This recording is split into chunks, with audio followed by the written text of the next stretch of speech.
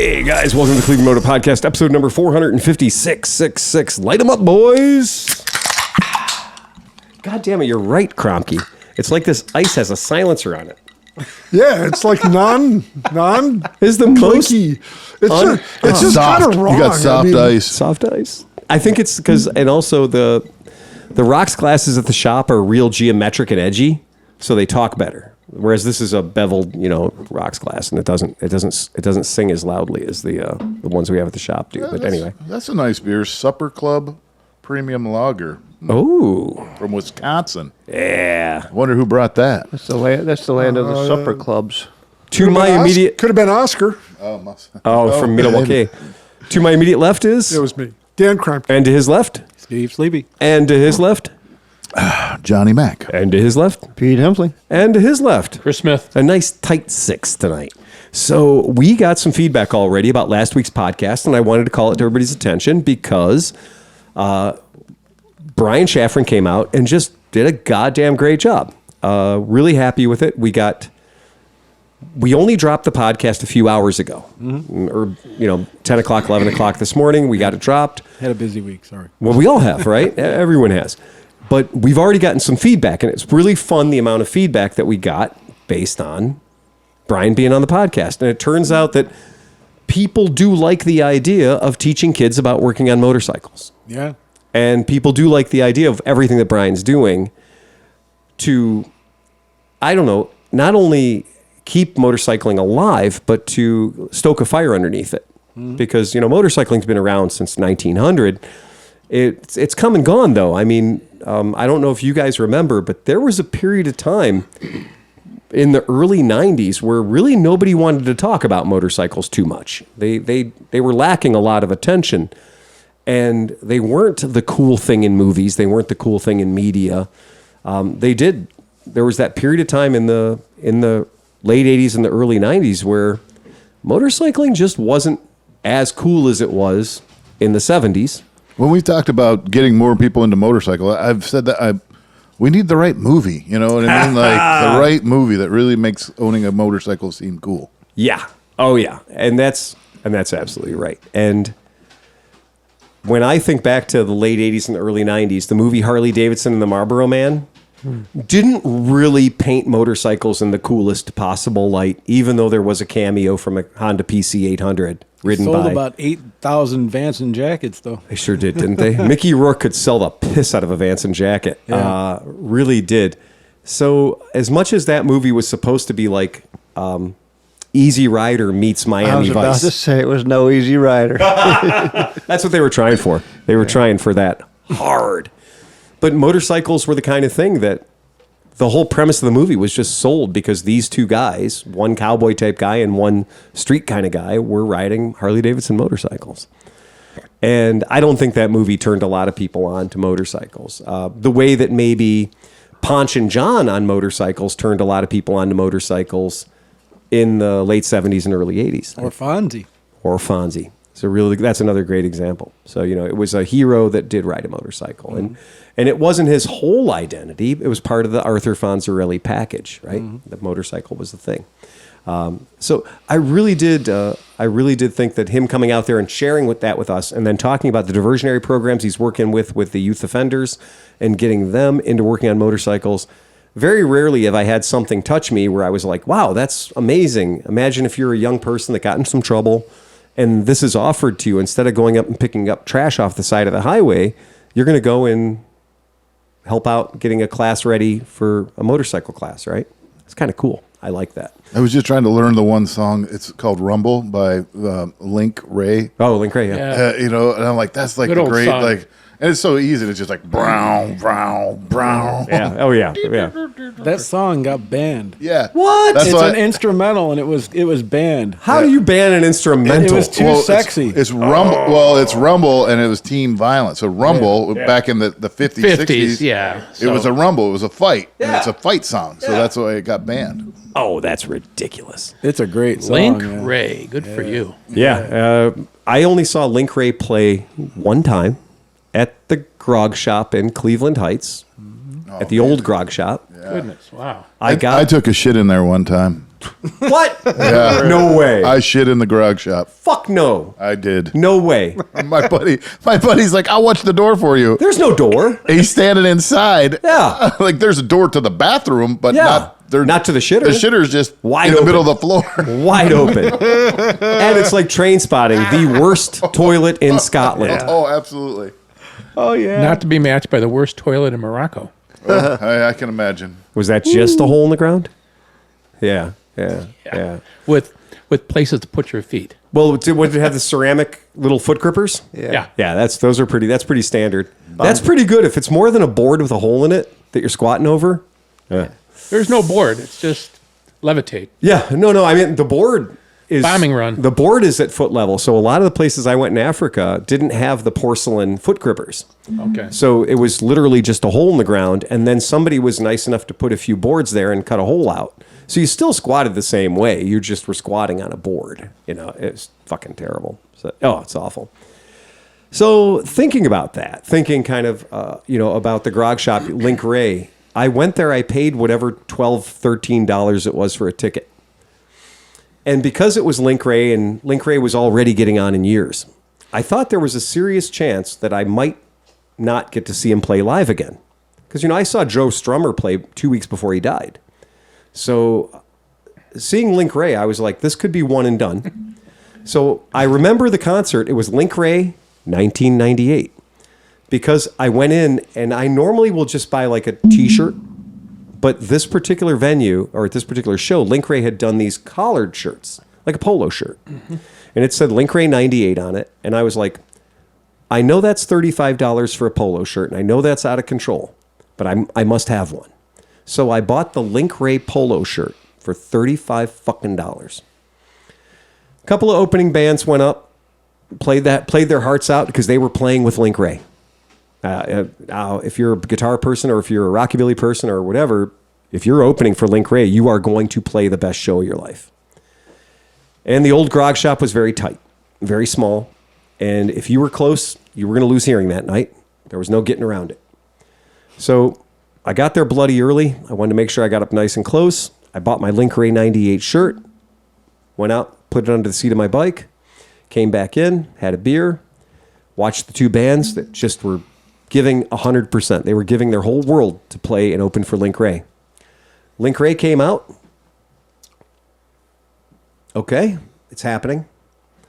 Played one half of a song that he didn't write, Miserlou. Dick Dale. Dick Dale. So he played one half of Dick Dale's song and stopped and started yelling at the sound man from the stage. And his guitar was scratchy poppy, noisy. And he's yelling at the guitar tech or yelling at the sound guy. Now, Grog Shop is about 61 feet from the back of the stage to the furthest point humans can be from you. So we were like, well, maybe that was just a warm-up. Maybe he was warming up with Miserlou, and he's a little bit of a sound check. So he starts freaking out. And at the time, I was working for a place called Cleveland Corporate Services, where I ran thousands of microphones all over Cleveland, Ohio. And I was completely normal with the whole idea that 9-volt batteries is what makes the audio world go around. Wireless lavaliers. I would take 12, 13 9-volt batteries with me to a job site and just replace them if they were about to start a meeting and throw the other ones away, even though they were probably good. And I recognized the 9-volt battery being dead in a pedal. And Link Ray probably recognized that too. But it got him pretty angry. So he went into the next song. And, the guitar failed again. Because the 9-volt battery in the pedal didn't get any healthier. So he got mad and kicked the pedal. And he stormed off the stage, what little stage there was. And we never saw him again. Oh. He walked out of the show. He did not play a complete song. So worth it, though. No, because you got the story, man. I went there to see an hour and a half, 2-3 hours. I've seen Dick Dale play before. And when Dick Dale puts on a show, Dick Dale does ninja karate, like kung fu moves. He brings out a tiger. He brings out his son. They play trumpet. Like, it's an amazing Dick Dale show. Yeah, but if you'd have seen the show, the whole show, yeah, And you're just like, oh, did you see? Yeah, that's cool. Yeah. But now you got this cool story. That's Man, even I would have better. rather seen the goddamn show. You'd have rather gotten dicked. I got no. That was the whole thing. The whole story was like we're all sitting there and He I was only like, got well, half. He got half dicked. I was like, man, we all got dicked. Everybody got dicked that night. So I had the same experience with the Dead Kennedys at the Variety Theater, which was across from where your old shop was. Yeah, it over was, there. yeah. And Yeah. they played like 2 or 3 songs, and they Jello Biafra was getting in a fight with some guy in the audience. They threw him out the back door. The guy ran around the building, ran right back down the center aisle, jumped up on the stage, and started fighting with Jello Biafra again. what? Jello Biafra kicks his ass and then says, "Fuck you, Cleveland. That's all the best you got. We're out of here." And they walked off the stage. That was it. They didn't come back. Get the fuck out of That here! had to be like in the early 90s. Yeah. Maybe that was the 80s. Cleveland had a pretty like violent, like hardcore scene back in like the 80s, 90s. God, that's amazing. In case you wonder, though, I can give you an opportunity to get your experience. Jello is the house DJ at several clubs in San Francisco, and there's a bar called the Forbidden Island, and it's on the Oakland side, so it's over there. If you go in there, and I think it's Thursday nights, he will spin all kinds of kooky records. And I didn't know this. I walked in, the bartender, she goes, "Hey Phil, this is great. Jello is spinning tonight." And I was like, "You got to be kidding me. I'm going to get to see Jello Biafra. This is the coolest day of my life. This is going to be the greatest thing ever." And she goes, yeah, it's Halloween's coming up, so he's going to spin all these spooky songs, and he's going to give commentary about like where they came from and how they did. I'm like, I'm going to get a music history lesson from fucking Jello Biafra. What I didn't know is that Jello Biafra is a hostage taker. And that once you go up and you're like, "Hey, tell me more, man. I grew up on your shit. I'm here." Then he's like, "Oh, cool. You want to talk to me? Great. I'm going to start this record. Okay, now, boom." And he is just going to lock in on you, and you're not going to get away. And it's going to get thin after about 7 or 8 minutes. And I busted free on a potty break, went back to the bar, sat down, and I went, "Well, that was intense." And she goes, "Oh, yeah, he's a hostage taker." And I went, "Yeah, he is. He's a hostage taker." And she goes, "Yeah, but they've been hiring him for years." How cool is it to be able to go into somewhere and Lars Fredrickson from Rancid, Lars and the Bastards, he also does a DJ thing in San Francisco. And I've seen him DJ too. It's always an amazing experience. We saw Joan Jett DJ here in Cleveland at the Garage Bar. One of the greatest nights of DJ in my life was getting to listen to Joan Jett DJ and tell stories between tracks. It's fucking great, man. Get a chance, do it. Very, very fun stuff. Tonight's homework for the podcast was, what is the motorcycle that you either almost got, didn't get, or are waiting up for and might get someday if the wind's blowing the right direction and you make a bad financial decision? Because I was thinking about that the other day. I had somebody come into my shop and was like, "Boy, I got a bike you're never going to be able to say no to. Man, I got a bike I want to trade in on a Vespa." And we get a lot of weird trades for Vespas at my shop. Anybody who's been in there knows there's more Sportsters and, Softails than you can shake a stick at that come and go traded in for Vespas as people get a little older and don't want that 800-pound bike anymore. And I said, "Well, lay it on me, brother. I'm always interested in hearing what the bike I can't live without is." And he goes, "Well, it's a Ducati." And I said, "Yeah, we need a little more than that. There's a Multistrada parked right over there that got traded in on a Vespa. So can you beat Ducati Multistrada 1200? I'm waiting." And he goes, "Well, no, it's a Ducati 1000 Sport Classic." And I said, "Well, we've talked about that. That was a bike that was on my list of bikes I must own someday. When I got one and I rode it once, I knew that I would not be owning that bike for very long. I knew that it was going to have to go away. And I know that was a bike that I really, really, really wanted hard. And then when I actually got to ride one and got to check it out, It was sexy, though. It looked like it was a beautiful bike. yeah, it was a gorgeous bike. And there was nothing about that bike that I didn't like. And I mean like in a very supernatural way. Like it was a bike that it super duper got my attention.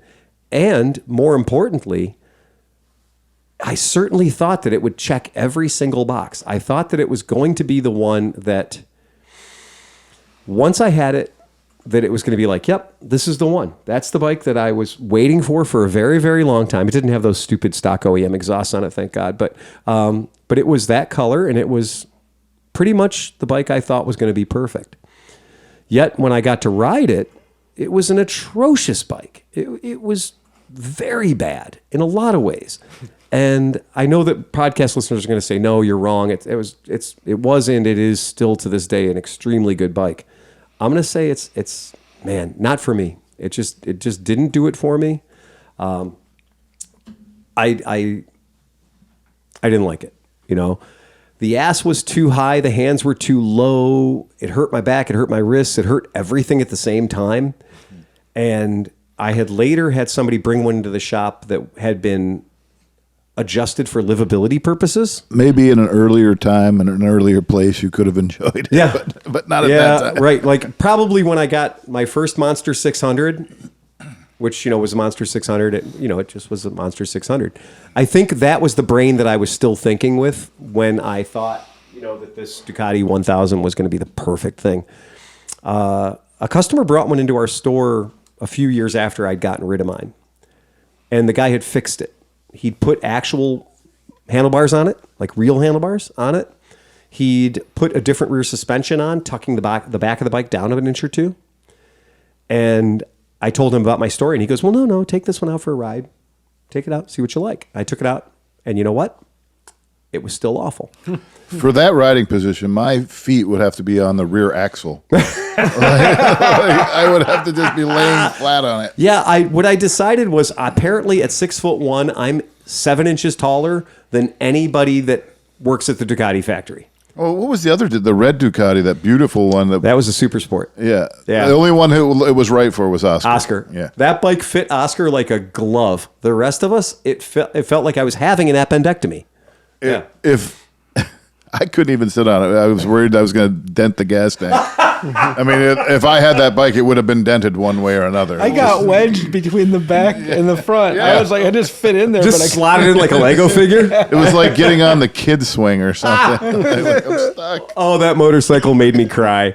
Gorgeous, gorgeous. 1,000 cc's, it's a great motorcycle, a historically great motorcycle. Hang it on the wall. It's a piece of art that you'll admire for years. Take it out for a one ride around the block, and you're like, oh, this is fucking awful. Oscar loved it, though. I felt the same way about the Moto Guzzi V7 Specials. Yeah. Those were the best looking motorcycles. Yeah. The chrome tank, the red frame, the red wheels, or no, they have black wheels. Yeah.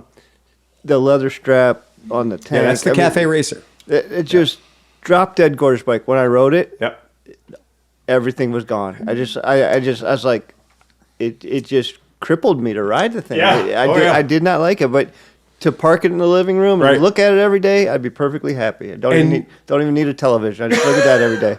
And I'll pull it up so the people at home can see it. I have one of those motorcycles in the front window of my shop. And that's absolutely the perfect viewing angle. It's elevated. You can see it. Keep an eye on it. Make sure it doesn't leave. The Moto Guzzi V7 Cafe Racer, with the chrome tank in particular, that sexy red frame, it's just such a gorgeous bike. And the downside to it, and the absolute downside to it, is that it puts you in a riding position. It puts you in a very specific, I want you to be in this particular riding position. And no other position will be acceptable, ever, at all. It's a very, very unforgiving bike in that regard. Only thing I would say about that is if that was your bike, yes, you'd be like, oh man, this is uncomfortable. But I know from riding some stupid stuff that I had and owned that, it was uncomfortable for a while, but then I actually got used to it and like my muscles built up. Like I had drop bars on a CB750, and then after a while, once I got used to it and comfortable with it, I kind of liked it. Like it might be just, a little longer in the saddle. Yeah, I definitely, I have trained myself to like the Moto Guzzi V7 Cafe Racer out of sheer determination, right? I forced myself to like it, and I became like okay with it. I became like, okay, my feet are too high, but that's the way it is. One of the smartest things they ever did on this bike, and this is a bad picture because this picture shows the bike. That's been molested. It has been molested. It has been dropped in the triples. And I'm not saying in a good way either. Not in a good way, right? Not in a good way. So I really feel like that particular motorcycle. Can you be molested in a good way? Oh yeah. Yep,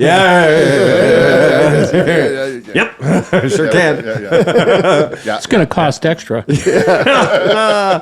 Yeah, the safe word is not no. That's it.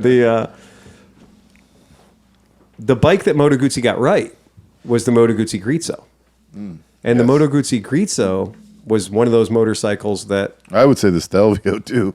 Oh yeah, that's another good one. The new Stelvio, it looks really The new nice. Stelvio is really nice. Moto Guzzi decided, in their fucking wisdom, I guess, that they were going to make this Grezzo, and I don't know who the design department was that was called in, but they must have all just had raging boners and full of Viagra and just came straight from the strip club. I've never in my fucking life have I seen a motorcycle that straight up from the get-go, from the hop, like even the factory exhausts look good. Normally the factory exhausts on a motorcycle look awful and you want to get rid of them. These things have like this weird asymmetrical fart cannon on them that doesn't seem to make any goddamn sense at all. The one to have is the Tenny Green because it has the brown leather saddle that is apropos to nothing. It's a beautiful bike with a rowdy 1200cc V-twin in it. You had one of those, right? I did. And I had it taken from me because the story goes, I signed up to be a Moto Guzzi dealer specifically because of the Moto Guzzi Grezzo 1200 Tenny Green. And I told the guys at Moto Guzzi that I would be a dealer for them if they could make sure that I got this particular bike. Now, the problem was it was last year's bike and it had already been discontinued. So they had to make sure that when I got my first consignment of bikes, my first dozen bikes, that there was a Tenny Green one in there, which they were probably like, that's it? That's what you need to have? That's the part that is the sticking point in this whole thing? Yeah, we're Moto Guzzi. We never sell all of our bikes. We always have extra bikes left over. We used to joke all the time that nobody ever paid full price for a Moto Guzzi, unless you're Chris. But no, we're just kidding. But no, he didn't even play close. he didn't pay close to full price. But the long and short of it was they were probably thrilled to have me own it. So I got this bike, but like a dumb shit, me trying to leverage the situation, I didn't register it. I didn't put it in my name. I had it floating in my inventory so that I could tell Guzzi, hadn't been sold yet. I could still ride it whenever I wanted to, but I hadn't registered the warranty. I hadn't titled it in my name. It was still shop inventory. And one day I got a very disturbing phone call from the people at Moto Guzzi telling us that there would be a truck there to pick it up because they had sold it to somebody. Oh, we just sold it last night, though. Sorry. And I went, no, I got a deposit on it. And they went, yeah, you didn't register the warranty, so you didn't sell it. Paperwork's coming through, pal. And I was like, man, no. And they said, well, we have a celebrity buyer who got that motorcycle from us. And we've already sold it. It's we can't take that back. And I went, well, fuck you.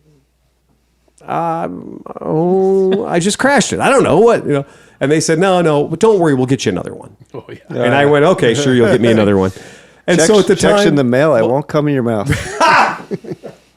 and at the time, I had Any other lies you want to just throw at in the there? time, this was a $13,000 piece of inventory clogging up my showroom, and I did need the money because I had 12 other Moto Guzzis that weren't selling. So it turns out that in order for me to pay off interest on my flooring, it was a good idea for me to take the money. And they said, by the way, we're going to sweeten the pot for you. We're going to give you a $2,000 retail incentive for letting us take this bike off your floor. Well, I'm sorry, what? Yeah, because it's a celebrity buyer. And I said, well, you have to tell me who the celebrity is, because that bike. And he goes, we can't do that. So I was like, okay. So the bike disappeared. Well, then make it a $4,000. I pay a lot for my PR, man. Yeah. So the bike disappeared. And then I saw on some bullshit, what do they call it, TMZ or whatever, that Brad Pitt got a Moto Guzzi 10 green, beautiful, gorgeous Moto Guzzi Grezzo. Joke's on him, though, because it was one of the bikes that all the valve trains went bad on. So Wait. Oh, it was not rollerized? Yeah, it was not wait. It was not a roller rocker bike So your taint has been in the same place as Brad Pitt's for 700 miles. Yeah. I got to have prima noctum Yeah. with Brad Pitt's motorcycle for 700 miles. You guys are like taint brothers. We are Eskimo brothers now. Yeah, we're Eskimo brothers. So these particular bikes, all the Tenny green ones, suffered from the diamond-like coating problem that was on the tappet valve assemblies on the Moto Guzzi 1200s. There was never a Tenny that was built that had the roller rockers. So, Brad Pitt, if you're out there listening to the podcast, Right, or if you're a and friend you'd of like to Brad come Pitt's. talk to us about that, you'd be more.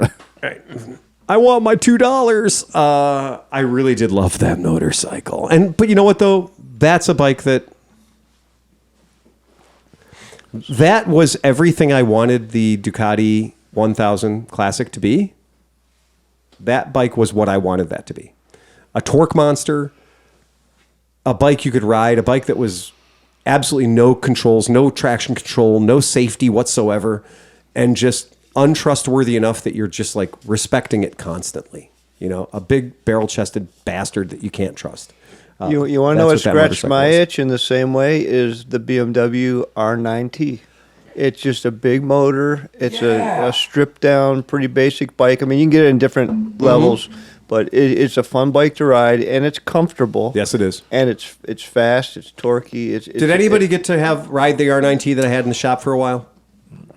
No, I did not. That was a bike that absolutely positively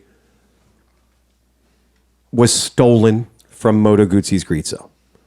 The guy that was designing the R9T was looking at the Moto Guzzi Grezzo when he did it. You can see it, man. Yep. Yeah. And the R9T is fucking amazing. And It's like I said, amazing. it comes in different packages. You It can get does. like a GS package. You can get there's the There's a Pure, Scrambler, there's there's the a Classic, Cafe right, there's a Racer. Scrambler, Yep. right? Yep. Yeah, The first year that it came out, it had one problem, and that was they took the front suspension off the S1000R, which is a legitimate racetrack bike, and they put it on the R9T, which is a Cafe Racer.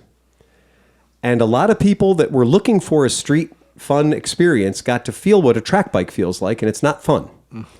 And everyone said, how the fuck do we make the suspension softer? And the answer from BMW was, it's amazing, it's perfect, it's fantastic. Ask Moto Guzzi how to do it. I think the answer from BMW was maybe you should take a fucking riding lesson. You know, maybe become a better rider, and you'll appreciate the sport front end that they put on that thing. They did soften up in later years. They fixed it. Well, you can get a standard fork on it, or you can get the upside down fork. Yep. The USDs were S1000R forks, and they were fucking toit, because that's what mine was. And yeah, I was thinning the oil out. I made the oil a hell of a lot thinner and got zero weight oil in it, and it performed really nice. It felt beautiful after that. So that's my one that got away. Dan, what was your bike that got away? I don't know if other than like about a zillion TW200s. That is not the one that got away, man. That's a bike that you could have right now for $3,000. Yeah. But when I first decided I was going to get an old British bike, I went and tried to buy a BSA 500 Daytona. Oh, yeah. And I was being an idiot. I tried to get this guy to take way too much money for it.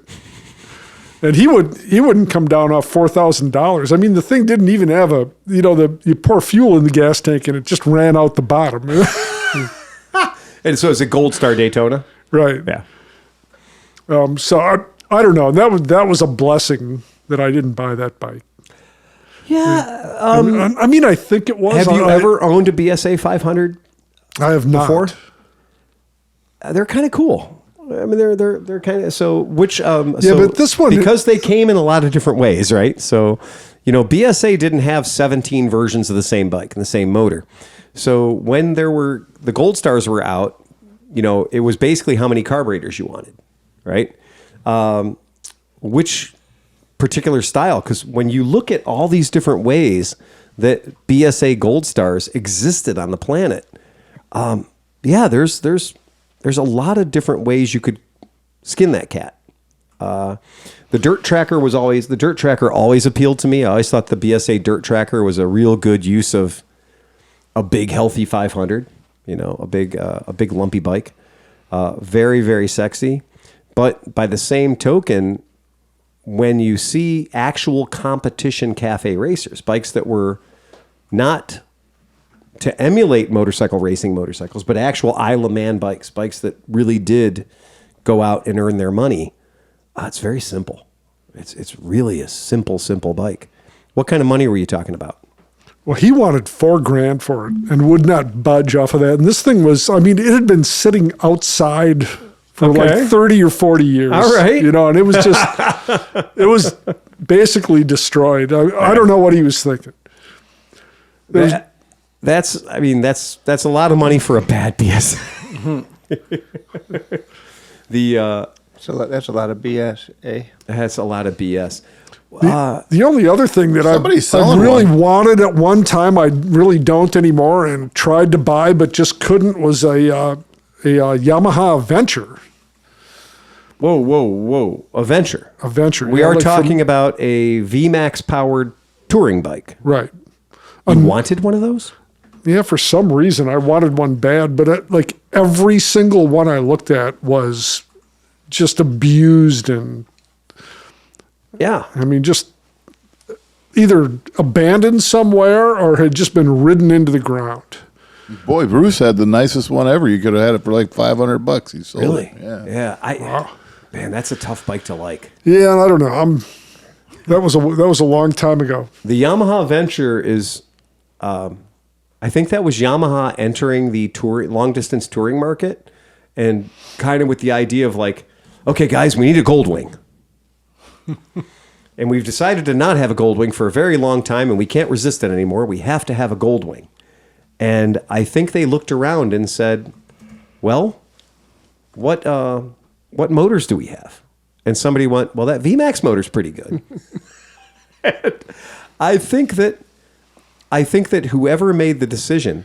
Now, wasn't the VMAX motor detuned from the power that the Venture made? Yeah, the 1983 Venture 1200, which is the one that, as far as I'm concerned, will live in infamy. Because, they did bring it back with the V-Star. So the V-Star brought the Venture back. They brought the name back with that bike that has the most ridiculous front end on it that is truly polarizing. It's love it or hate it. The Venture, the modern 2018 Venture, is love it or hate it. The front of the thing looks like a car, and it actually kind of looks like an old Corvette Manta Ray. Kind of looks like a snowmobile. well, hold on, Pete, because that looks like the Polaris. The other Yamaha Venture is a snowmobile. This is not a coincidence. It's not an accident. I was looking at that looks like the Polaris that Del Ventures, Bassa has. It does look like the Polaris that Del Bassa has. It does. You're right. It looks like the Victory Arlen Ness, the Victory Vision. It does. It does look like that. It's like the Ski-Doo. But the one that our friend is talking about is neither of those. It's none of those. It gets worse. It gets worse. It's this one. But look how cool those brown leather seats are. This one. Like a square headlight, better wind jam or something like that. It is not a pretty motorcycle. It's got ass. It's got ass. Boy, does it have ass. I mean, Dan, really? They were like, Dan, I respect your taste. they're like, we have a round fender, but everything else angles.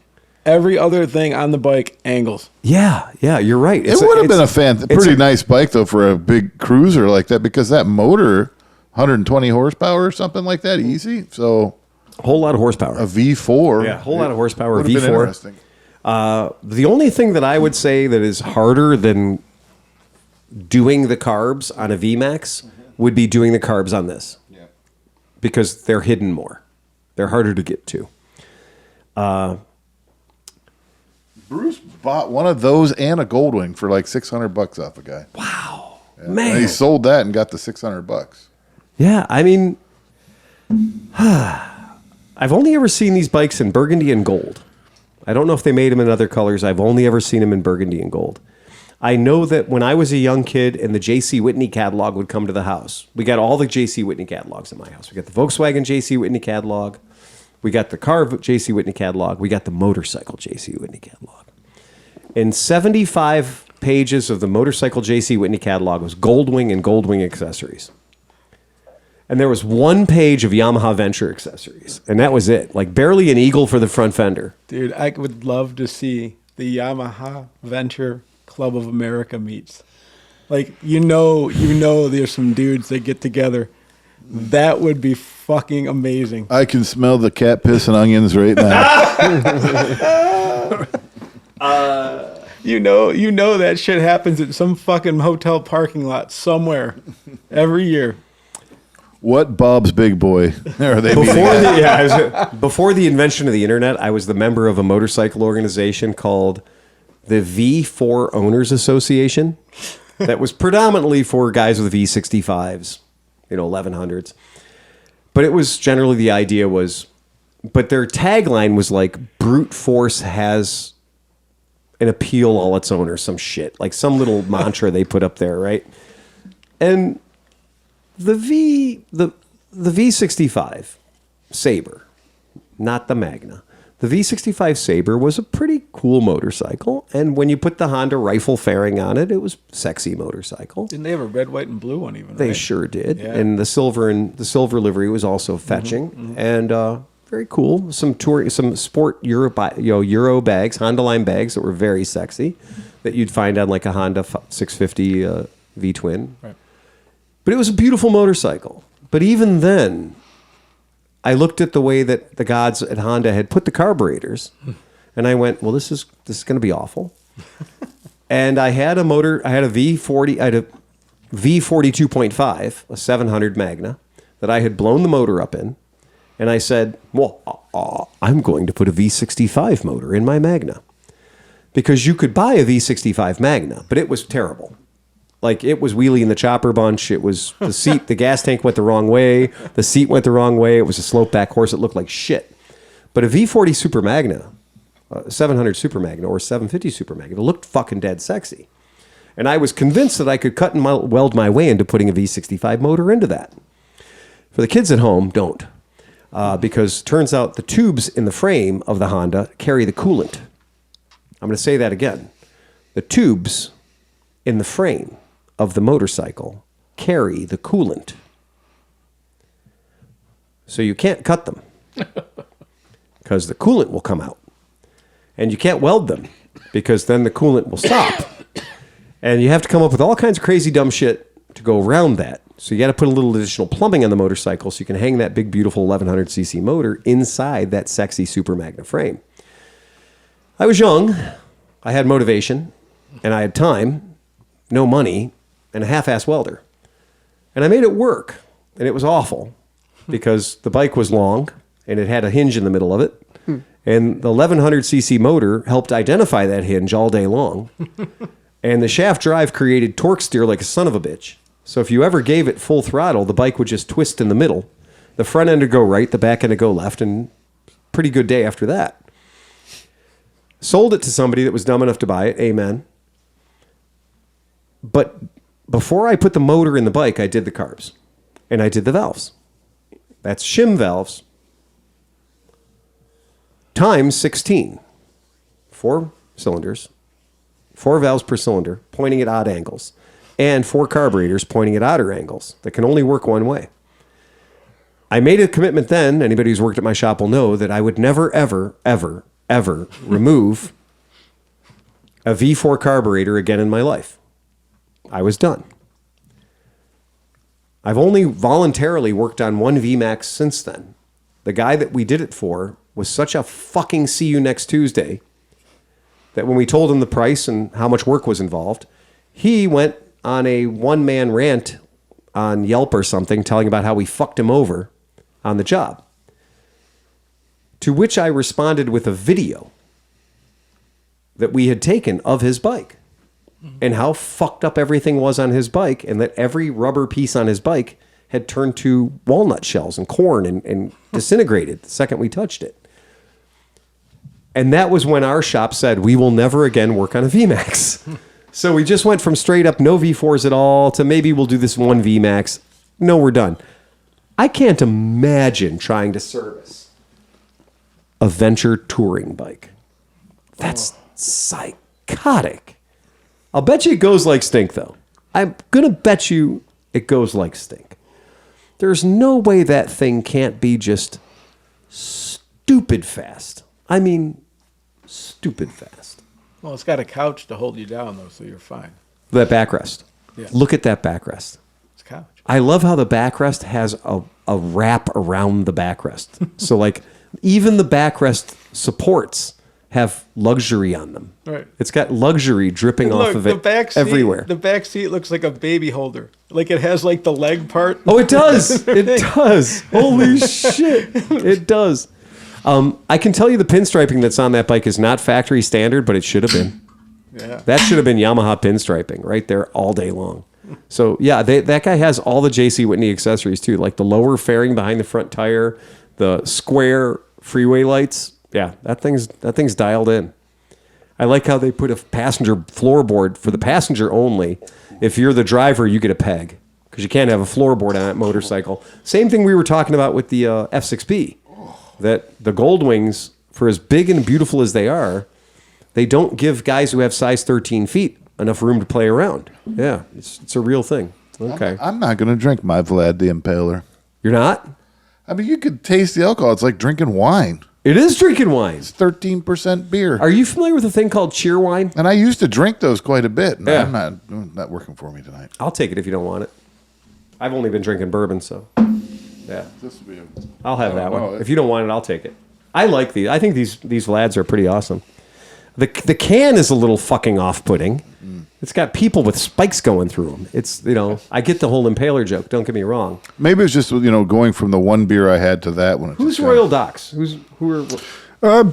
They're down in Akron somewhere. It's a brewery that's been around for 10 years or so. Okay. I've With never a name been like there. Royal Docks, I assume they were waterfront. I think they're opening up a Tide House downtown Cleveland. Oh, okay. All right. I lied. I did find a picture of a blue Venture. Yeah, I have to bring it up just so you guys can see it because it is, I will say, as much as I hate to say it, it looks better in blue. Doesn't it? Oh, yeah. But it has the sheepskin seat, which I think must be a Putting standard. miles in, man. Yeah, sheepskin seat, man. That's it. Yeah, it looks better in blue. It's a fart trapper. Did you see the trailer hitch on the back of it? Oh, yeah. Oh, yeah. Oh, that thing's, and you see what's in the background? Palm trees. That thing went to Florida once. And it didn't come back from Florida either. I like the way they put a big stainless steel chrome panel on the side to keep the heat from getting on your leg. Yeah, that's a power move right there. They do not want you to work on that motor. No, they don't. No, not even at all. Like you can't even tell it has a motor. You can change 2 of the spark plugs Right. from the outside of the motorcycle. Anything else, we're going to need a Sawzall and some time. Right. It's going to be a commitment. It does not look Small pleasant. Japanese mechanic. Maybe every Yamaha Venture came with a 4'8" Japanese mechanic, specially bred just to work on Yamaha Ventures. Because it doesn't look like anything's easy to get to on that fucking bike. Yeah. Oof. It looks tough. So Sleepy, what's the one that got away? Mine's weird because He gets every bike he wants. no. Well, the one that Does he though? No, there's a lot that I haven't got, but the one that I'm going to talk about, I got it, Yeah. and it did everything great. It was like a great bike.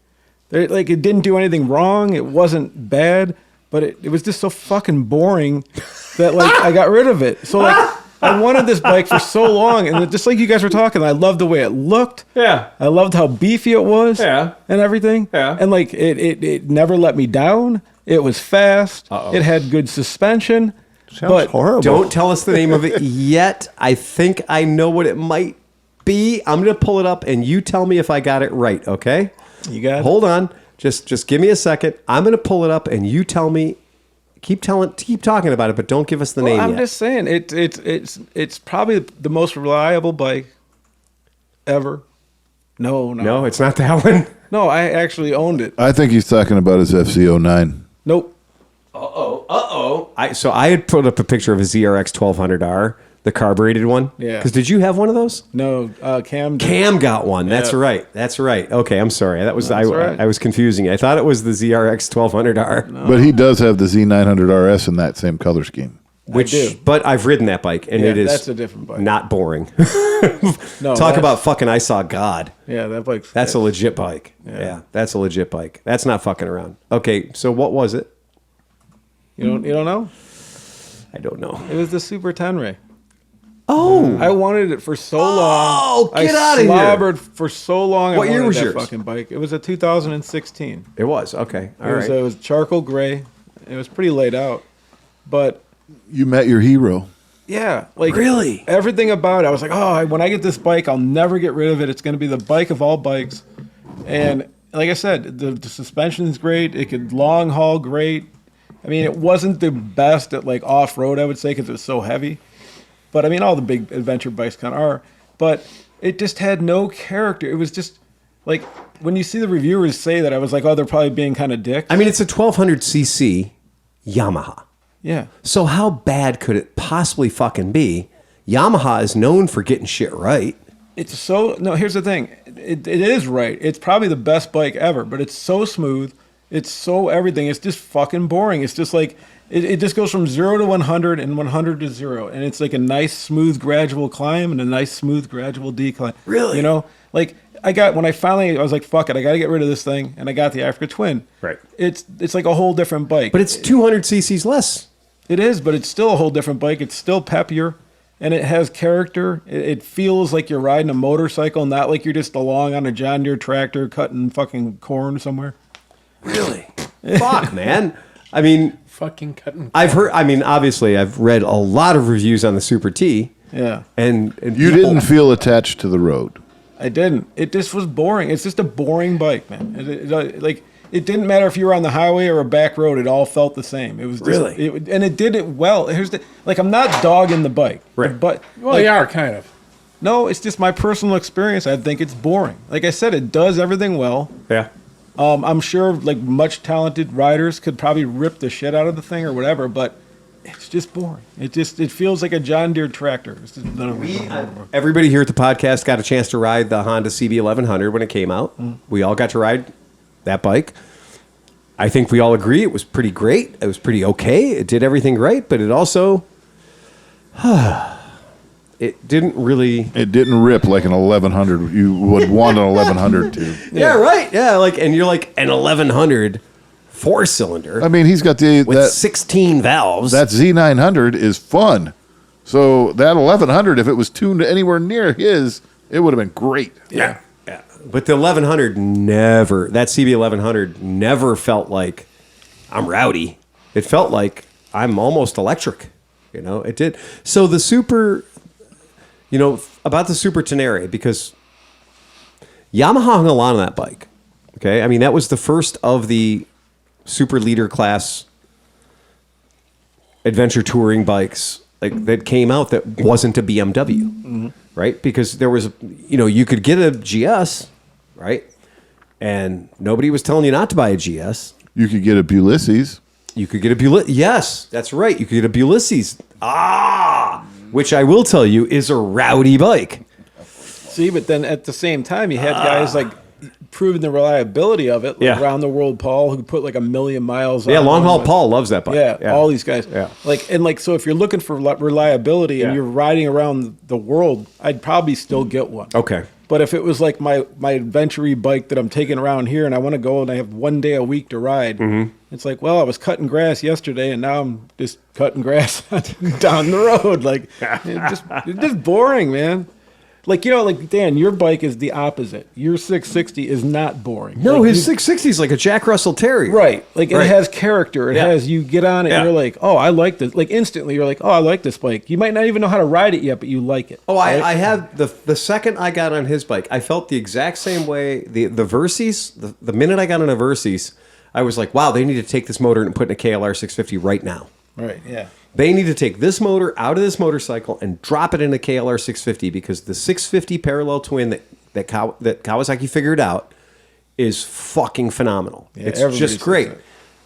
In the Triumph, they took the same exact motor configuration and they sprinkled some magic electronic fairy dust on it.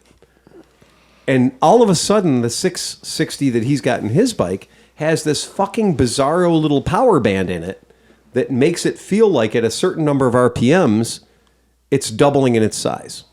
There's a point in his bike, I don't know what the RPMs are exactly, but when you click that, it feels like old two-strokes used to feel when you'd be like, I'm on the pipe. That's my point. So see, you just described, you remembered a distinct quality of that bike. It had character that made you remember it. Yeah. The Super Tenere, all you'd remember is, it's a nice bike. Yeah. Wow. Like that's all I'm saying. Like, and I know, like, it's a great bike. It's a legendary bike. It's just boring. Yep. It's the truth. And I really tried to love it. I mean, you got. I know you were fired up. You were fired up about it. Bike. You rode the Super T to so many podcasts and shitty weather and the whole deal. I loved that fucking bike, yeah, but it was just fucking boring. Yeah. Okay. That's a good one. Don't meet your heroes. Do you have another bike that you're like, I want? Well, I mean, yeah. Because I keep seeing you post pictures of sport bikes with 2 headlights. Yeah, well, I have ideas. I'm working on something about that. But I do not buy that mini bike. No. But so I am. The little CF Moto. Yeah, no, I'm not. Yeah. I'm not wasting any money. Your bike's even your Benelli's better than that. Yeah. I still love. But what about your dream bike? Like, well, not a dream bike, but like that's what this is, man. I got some chaps, so I've been very thumpy curious. Yeah, we're working on that. And so I wanted the potato. We're working on that. And so all these years, I've been riding 40, 36, I don't know, whatever, 37 years. Yeah. I've never owned a Harley. I've barely ridden Harleys. Been on a few, so that's why I want to itch that scratch. Yeah, I think you need a 103 cubic inch motor in your future. Yeah, something. Yeah, there's something about that. So or whatever. I'll have some stuff getting up. Now the weather's changing. Yeah, get some bikes for sale. Yeah, I think that's going to be the move. When you told me, like Steve pitched me on a deal. Ooh, nice. Wow, vibrant out. Good job, John. That was beautiful. You asked for more out. I give you. You gave me more out. Sleepy pitched me a deal, and he's like, Phil, I'm going to trade you these 17 bikes at a fuck you friends price, right? But I want a Harley Cruiser, right? And it's weird because at the moment, the only Harley Cruiser I have would be my Road King, which I'm not. Fuck you, you're not taking my Road King. Yeah, but I have a Softail, a Springer, so I've got a Springer Softail, and I have done nothing with it since you guys know. When I got it, I have done nothing to that motorcycle since the day I brought it into my shop. It has only done I removed one item from it and then I lost interest. I remember that. Okay, so I have great plans for it, but it's going nowhere. I see that. So I could make that bike leave my shop and go to your house and let you get the whole fucking V-twin thing out of your system on a Springer, which... A chubby, tired Springer is the essence of Harley Davidson. No, I said feet out front. That's it. That's what it is. Yeah. I was always jealous of Dan on his fucking Speedmaster because his feet were always hanging out up front and he was all comfortable chilling. Yeah. We were all cramped up and stuff. So I was like, I want that, but I want the slink of the Harley. I've got something even better for you to ride. Oh, no. Have you ever heard of the Suzuki Intruder? Oh, boy. Would that be a V-twin? It certainly is. It certainly is. It's one of the best V-twins ever built. It is one of the goddamned best. No, because you know what? Ever Here's built. the other thing, man. Even with carburetors, so I was hanging out with Noble at the garage. Yeah. Right. And he was showing me the carburetors and shit. It's like holy fuck, everything about the Harley motors, like anybody that can't fix their Harley should get slapped in the face. They should probably get hurt. Yeah. Like he was showing me, like, and he's a knowledgeable dude. So he was like breaking some of the shit down. And I'm looking at that and I'm like, you could get that done in 15 minutes. Right. And then I'm looking at like my GS 850 with 4 of those with like all kinds of weird shit tucked underneath a gas tank. And you're like, holy fuck, man. Yeah, that's what it is, man. That is exactly what it is. I'm gonna just pull up a quick picture just to tantalize you, just to tempt you. The whole thing about a Harley Springer, the reason I bought it, the reason I wanted it, is I like what the front end of a Harley Springer looks like. Yeah, this is the 21-inch pizza cutter. I don't recommend it. That's the 21-inch front wheel. I don't like the way those handle one little bit. They feel terrifying. The chubby wheel is the way you want to go. The chubby wheel actually does handle really nicely. It feels good under that bike. The pizza cutter does not feel good. In fact, if you ever have to use the front brake, make sure you have a will, because it will skid when you breathe on it, and the second it starts skidding, it turns right. So if you use the front brake at all, it is a great way to just plow through a turn. So I don't recommend it for practical applications, but the ones that have the chubby front tire, you've seen the one at my shop. It's fine. And it's a twin cam 88 that had the Screaming Eagle kit done to it. It's had the cam update, so it's not going to fail you. Mm-hmm. It's pretty damn good. It's the way you want to buy one. It looks most like this, if we have to say that it looks like a particular bike. But I'm gonna get a cut. I have no problem. It comes with a get back whip. Oh yeah, it does. It comes with a matching get back whip. But I have no problem letting you be the caretaker of that bike for a few years. Oh yeah. Still sell your other bikes. Yeah. Oh yeah. But I'll let you be the caretaker of this for a while, and then I won't feel bad. Okay. Yeah. Because I'm not going to sell it. I can slap a paint job on it. Don't. Oh, the no. paint job that's on it is a very expensive, hard to get Harley Davidson paint job. Oh really? Yeah, it's extremely limited edition paint job that's on the bike. In fact, great idea. Why don't you buy your own tins? That's the way you do and it. Yeah. paint Oh, them. yeah. If you want that, buy tins are cheap. Tins are cheap, but the paint job that's on it right now is a CVO hand done Harley Davidson paint shit. job that's actually worth some money. Oh no, I didn't. What did it look like? It's black with burgundy 1950s crab claw flames on it. Oh okay. Yeah, it's a pretty neat paint job. The paint job isn't why I bought the bike, but I was happy that it had that paint job on it, because for me, what I wanted to do with the bike was a 50s era throwback Springer. How much did it cost? 1 or 2 Vespas? One Moto Guzzi. Yeah, it cost one Moto Guzzi. It cost a Moto Guzzi. What was that one? That weird one? It was a California 1400, but it was like the one that had the bomber one. not the bomber, not the no. Flying Fortress. No. It was like the that was that real like skinned down one, the real like cut up choppery style one. I'll come over. Now I think about it, I probably would have bought that bike cash, but if it only had flamed mirrors, if it would have had the flamed mirrors. Well, as luck would have it, Steve, I also have a box of parts that aren't from 1992 for that particular motorcycle. So you can do a flamectomy on that thing. Oh my God, yeah, it was pretty bad. I do remember that it had like the. Oh God, Will you throw in the gremlin bell? pretty bad. I mean, yeah, that California 1400. There was this. God, I'm trying to remember what the fucking particular version of it was, but it was the real stripped down Cali 1400 that they had done, and we had them, and they were wonderful bikes, but nobody would buy them because they were just, they were just. You did have a white one, didn't you? That was the Cali Touring. Was the white Touring? That was a pretty bike. The Tourings are very pretty, just really beautiful bikes. But these, the California 1400s that were the customs, they were pretty skinnied up. They were pretty skinnied up, and they did a bunch of these flat black and flat gray versions of them. And you know what? People didn't grab them. People didn't go after them. I think when people wanted a Moto Guzzi California, they wanted the bags. They wanted the whole, like Chris has. They wanted to have a big touring motorcycle. His bike is awesome. Audace. That's what it was called. The Audace. The Audace. All you guys got good bikes. Yeah, well, I mean, man. Chris has built a hell of a collection, man. Yeah.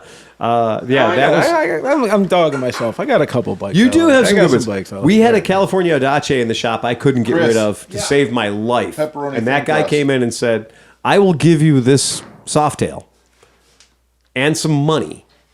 And then when I was like, well, I need to see the Softail. And he led with Softail. You don't lead with Softail. You lead with Grab it for Springer. me.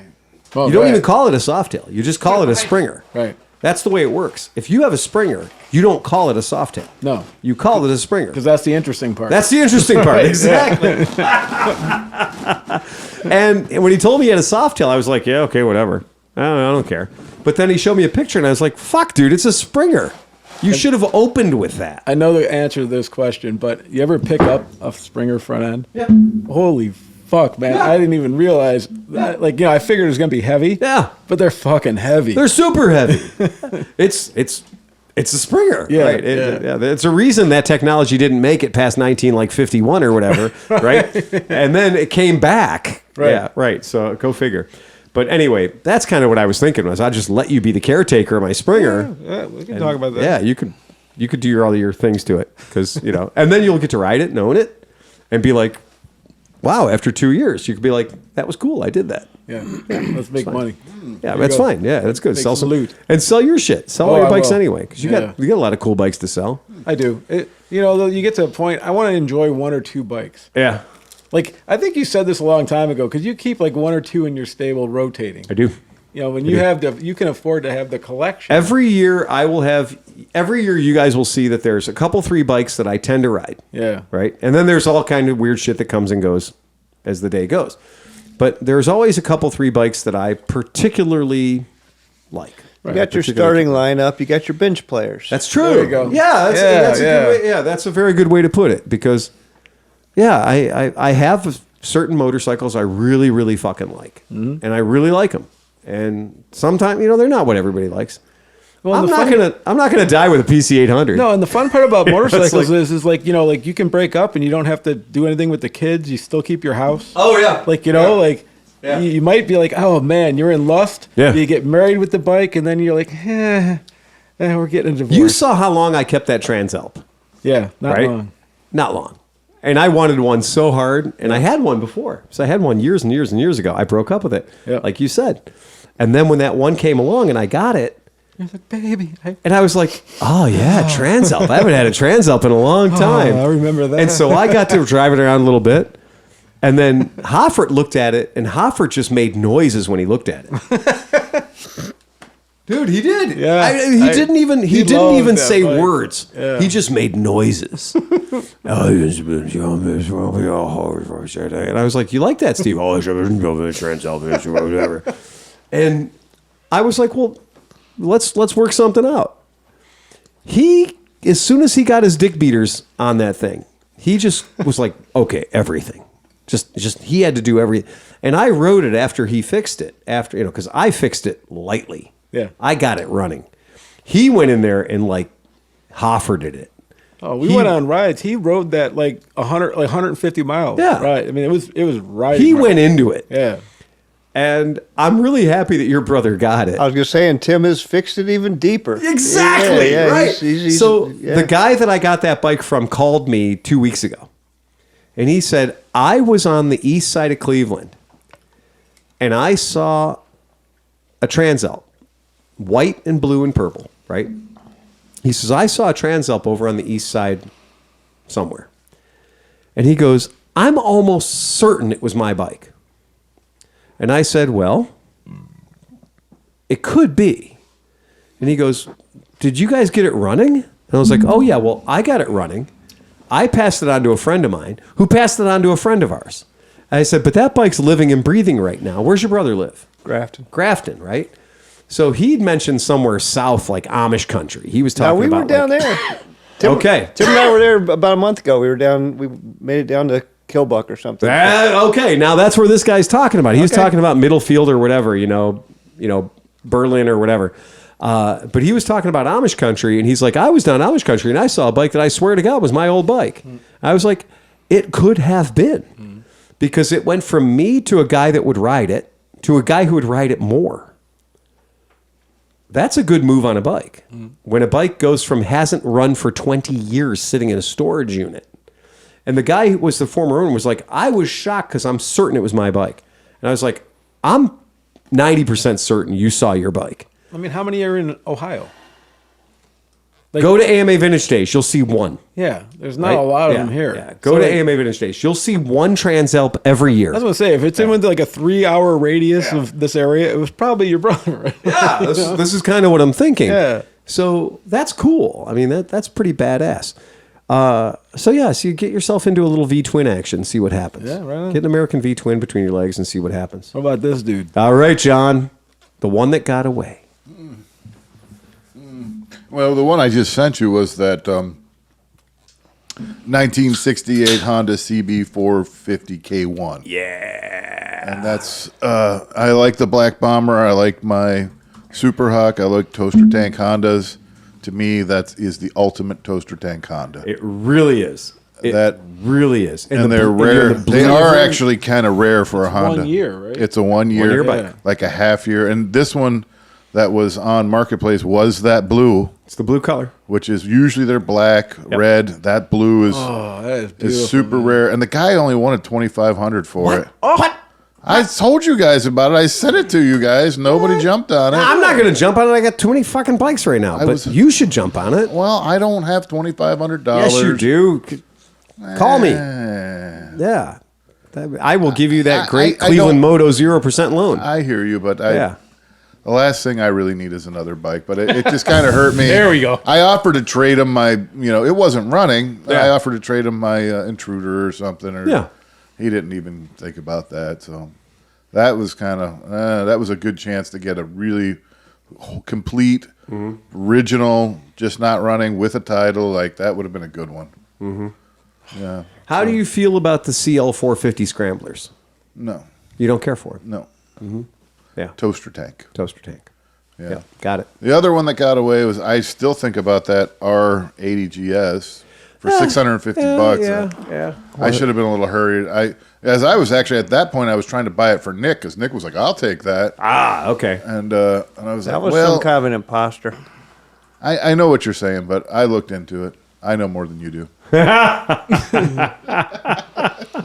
Well, I would have known. what I it mean, is. I was I going to mean- go look at it, but I looked at the pictures really close, Right. And the exhaust, the one single-sided exhaust, and stuff like that.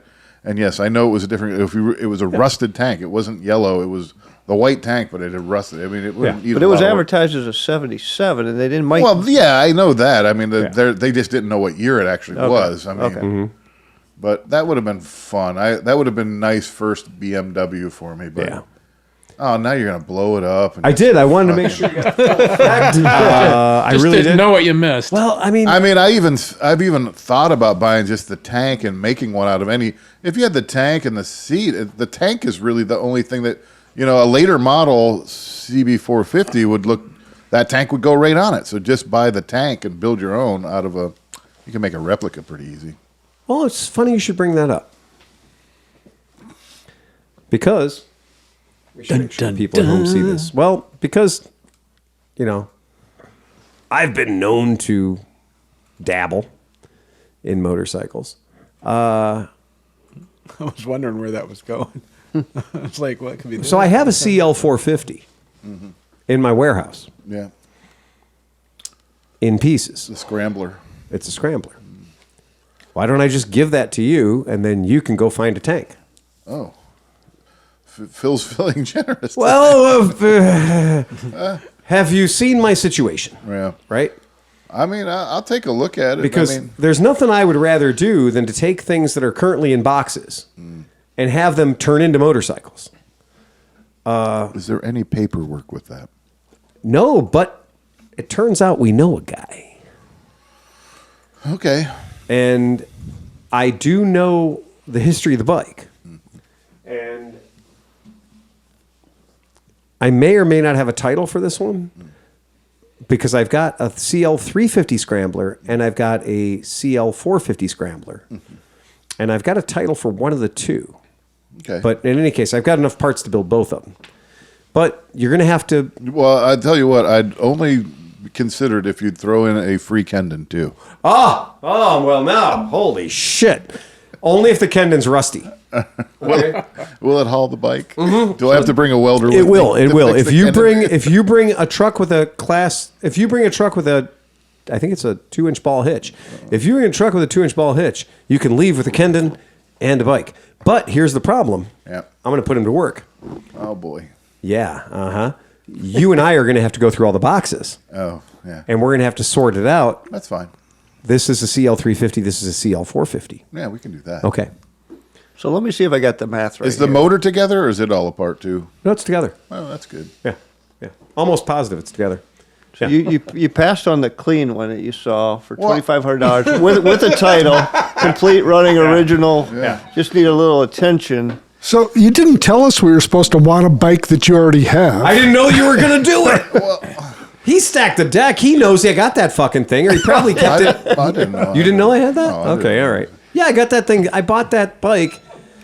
I didn't buy it. I bought a pile of bikes. Maybe I've seen it before. I But bought a pile wasn't, of I bikes. wasn't thinking about that at The all. gas tank is fucking If I coveted gorgeous. anything of yours, if we were playing, what bike do we get to steal? You already from got the Phil? CB1000 big one off me. Yeah, I mean, I already have a freebie sitting in my garage. Kind of, I feel ashamed about. That's why I'm just like, I don't know if I want to take bikes. And At just this let 'em point, sit if around. here's the thing: if anybody can help me empty my warehouse,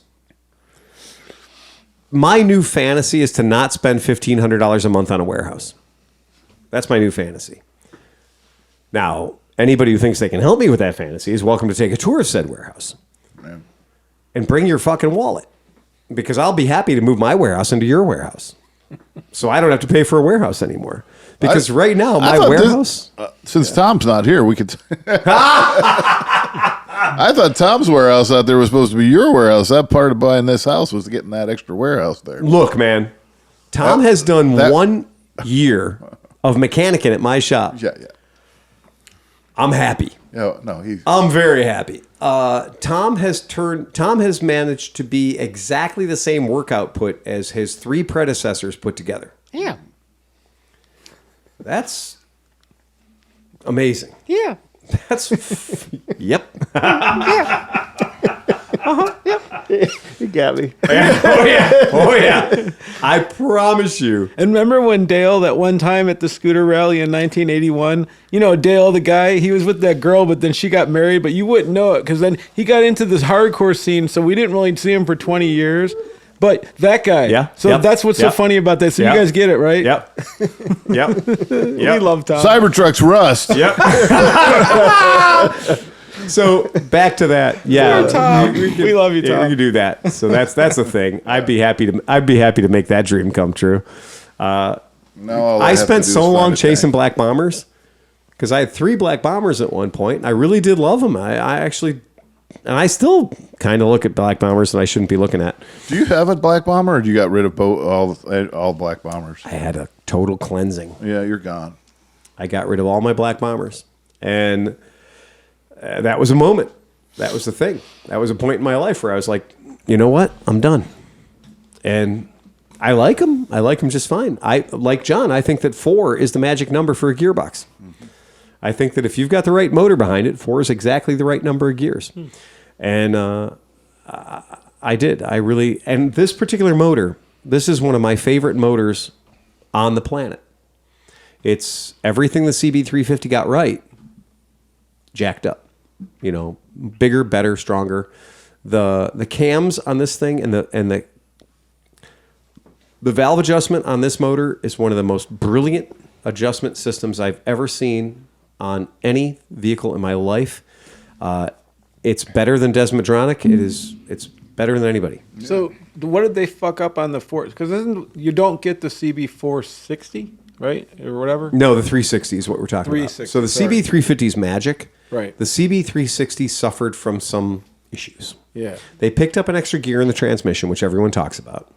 But what they should be talking about is a certain lubricity problem they had in the top end of the motor. That was it. And it was a change that they made, trying to modernize the bike, and the end result was that the top ends aren't so great, or the valve lubrication isn't so great.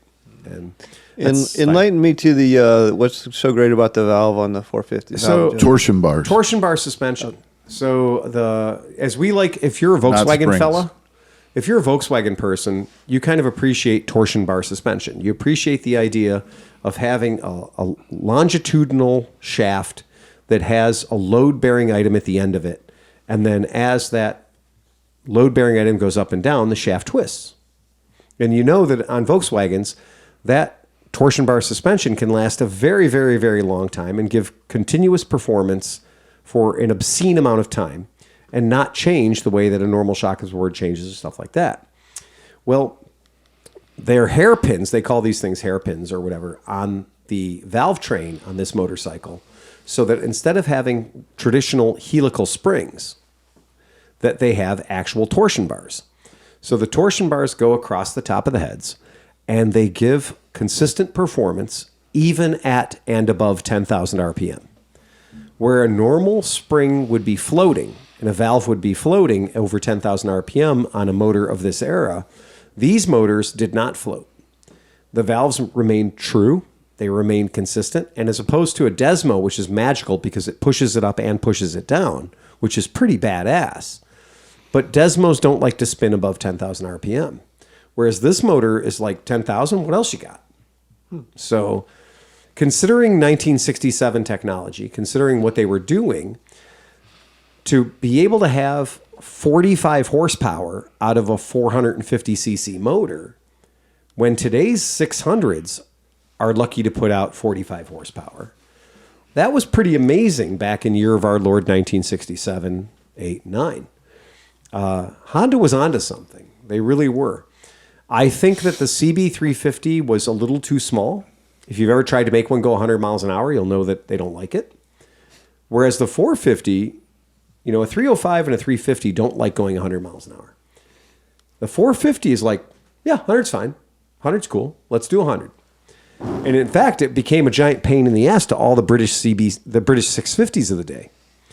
This 450 fucked with all the Triumph 650s. And that's saying something. And it was electric start and didn't drip oil. Oh, well, that's all? How about that red line that just seemed to be forever? In 1968. And actually, I mean, the Bomber goes back to 65. 65 starts, 66 production. This bike was sold as 105 miles an hour. And for a 450cc motorcycle, that's solid. That's legit. Do the ton. When all the British bikes were bragging about doing the ton, they were doing the ton with a 650cc motor. This was probably half the price too. Yeah, and twice the reliability. And it didn't leak. So bright headlights, good turn signals, like all that stuff is pretty amazing bike. So yeah, that's a good bike. I mean, I like these. I like these a lot. Obviously, I'm a huge fan. I can feel that picture, just the crispness of that bike in that picture. Like you can just feel Well, it. that's a stunning example. It is probably the best example. It that certainly thing is just, it certainly is the way I like to look at them. You don't see many of these. So this is one of those things too. When you go to Mid-Ohio or you go to, an amazing vintage motorcycle show, you'll get tired of tripping over CB350s. If time goes on, maybe some point when I retire and I cash in things and I'm like, you know what do I buy myself? It'll be interesting what my treat bike would be, Yeah. And things might change between now and then too. Yeah. I don't know. What bike that's the next podcast. What bike do you want to ride into heaven? Yeah. Wherever the fuck you're going. So Pete, what's your one that got away? What's the bike that you wish you had? What's the bike that you didn't get that you might have thought you might have wanted to get? Well, this is a little bit of a diversion, but when I was a kid, my very first bike that I bought with about a year's worth of paper route money was a Honda Z50A Mini Trail. What? 1970. And somebody broke in my garage and stole it. No way. I think I had it about a year. Yeah, there you go. I had the hardtail red and white Oh, one. yeah, man. The red and white one? Yep. Yep. So when Honda came out with it, obviously it left a huge hole in my soul when someone stole that from me. Oh, yeah. And later on, probably when I was in high school, I figured out who did it. Like when I was a kid, I was like naive and I didn't really know who did it when I was like 12 or something. Meanwhile, it was your best fucking friend. No, it was some shitbag from from school, from the neighborhood, because he was Sammy bragging. Johnson, if we find you, we're coming. No. Well, hey, yeah. Anyhow, so when Honda came out with the Monkey in 2019, the new Monkey, of course I had to have one, and it filled the hole in my soul that had been there for the last 4 Did it years. really? Yeah, I think so. Yeah, You for do? sure. I mean, yeah. Yeah. 'Cause it's a lot different. I mean, It is. I mean, but when you were a kid, that was the perfect bike, because all my friends were riding around on, like, Pook mopeds. no, like, like Sears mini bikes or like Rups or something with pull start engines and shit. And this was like a legit machine. Oh, yeah. Gear shifters, lights, And the Monkey today is legitimately, it's like the Z50 grew up with you. Yes, exactly. So Yep. the Monkey today, when you look at a Monkey, it is so perfectly done, the 125 Monkey, that it is literally, it's bigger than I was when I was 12. Mm-hmm. It's heavier than I was when I was 12, and it's a little more capable. Hofford said that was the most comfortable bike he ever rode. He liked the seat. Monkey? He liked the Monkey. He just The seat is straight up fucking. The seat is engineered by Buick. Nobody's ever had a better seat. It's an homage to the original. It is. Look at that thing. Yeah. I mean, you look at that. You look at a new Monkey. And in that picture right there, nailed it.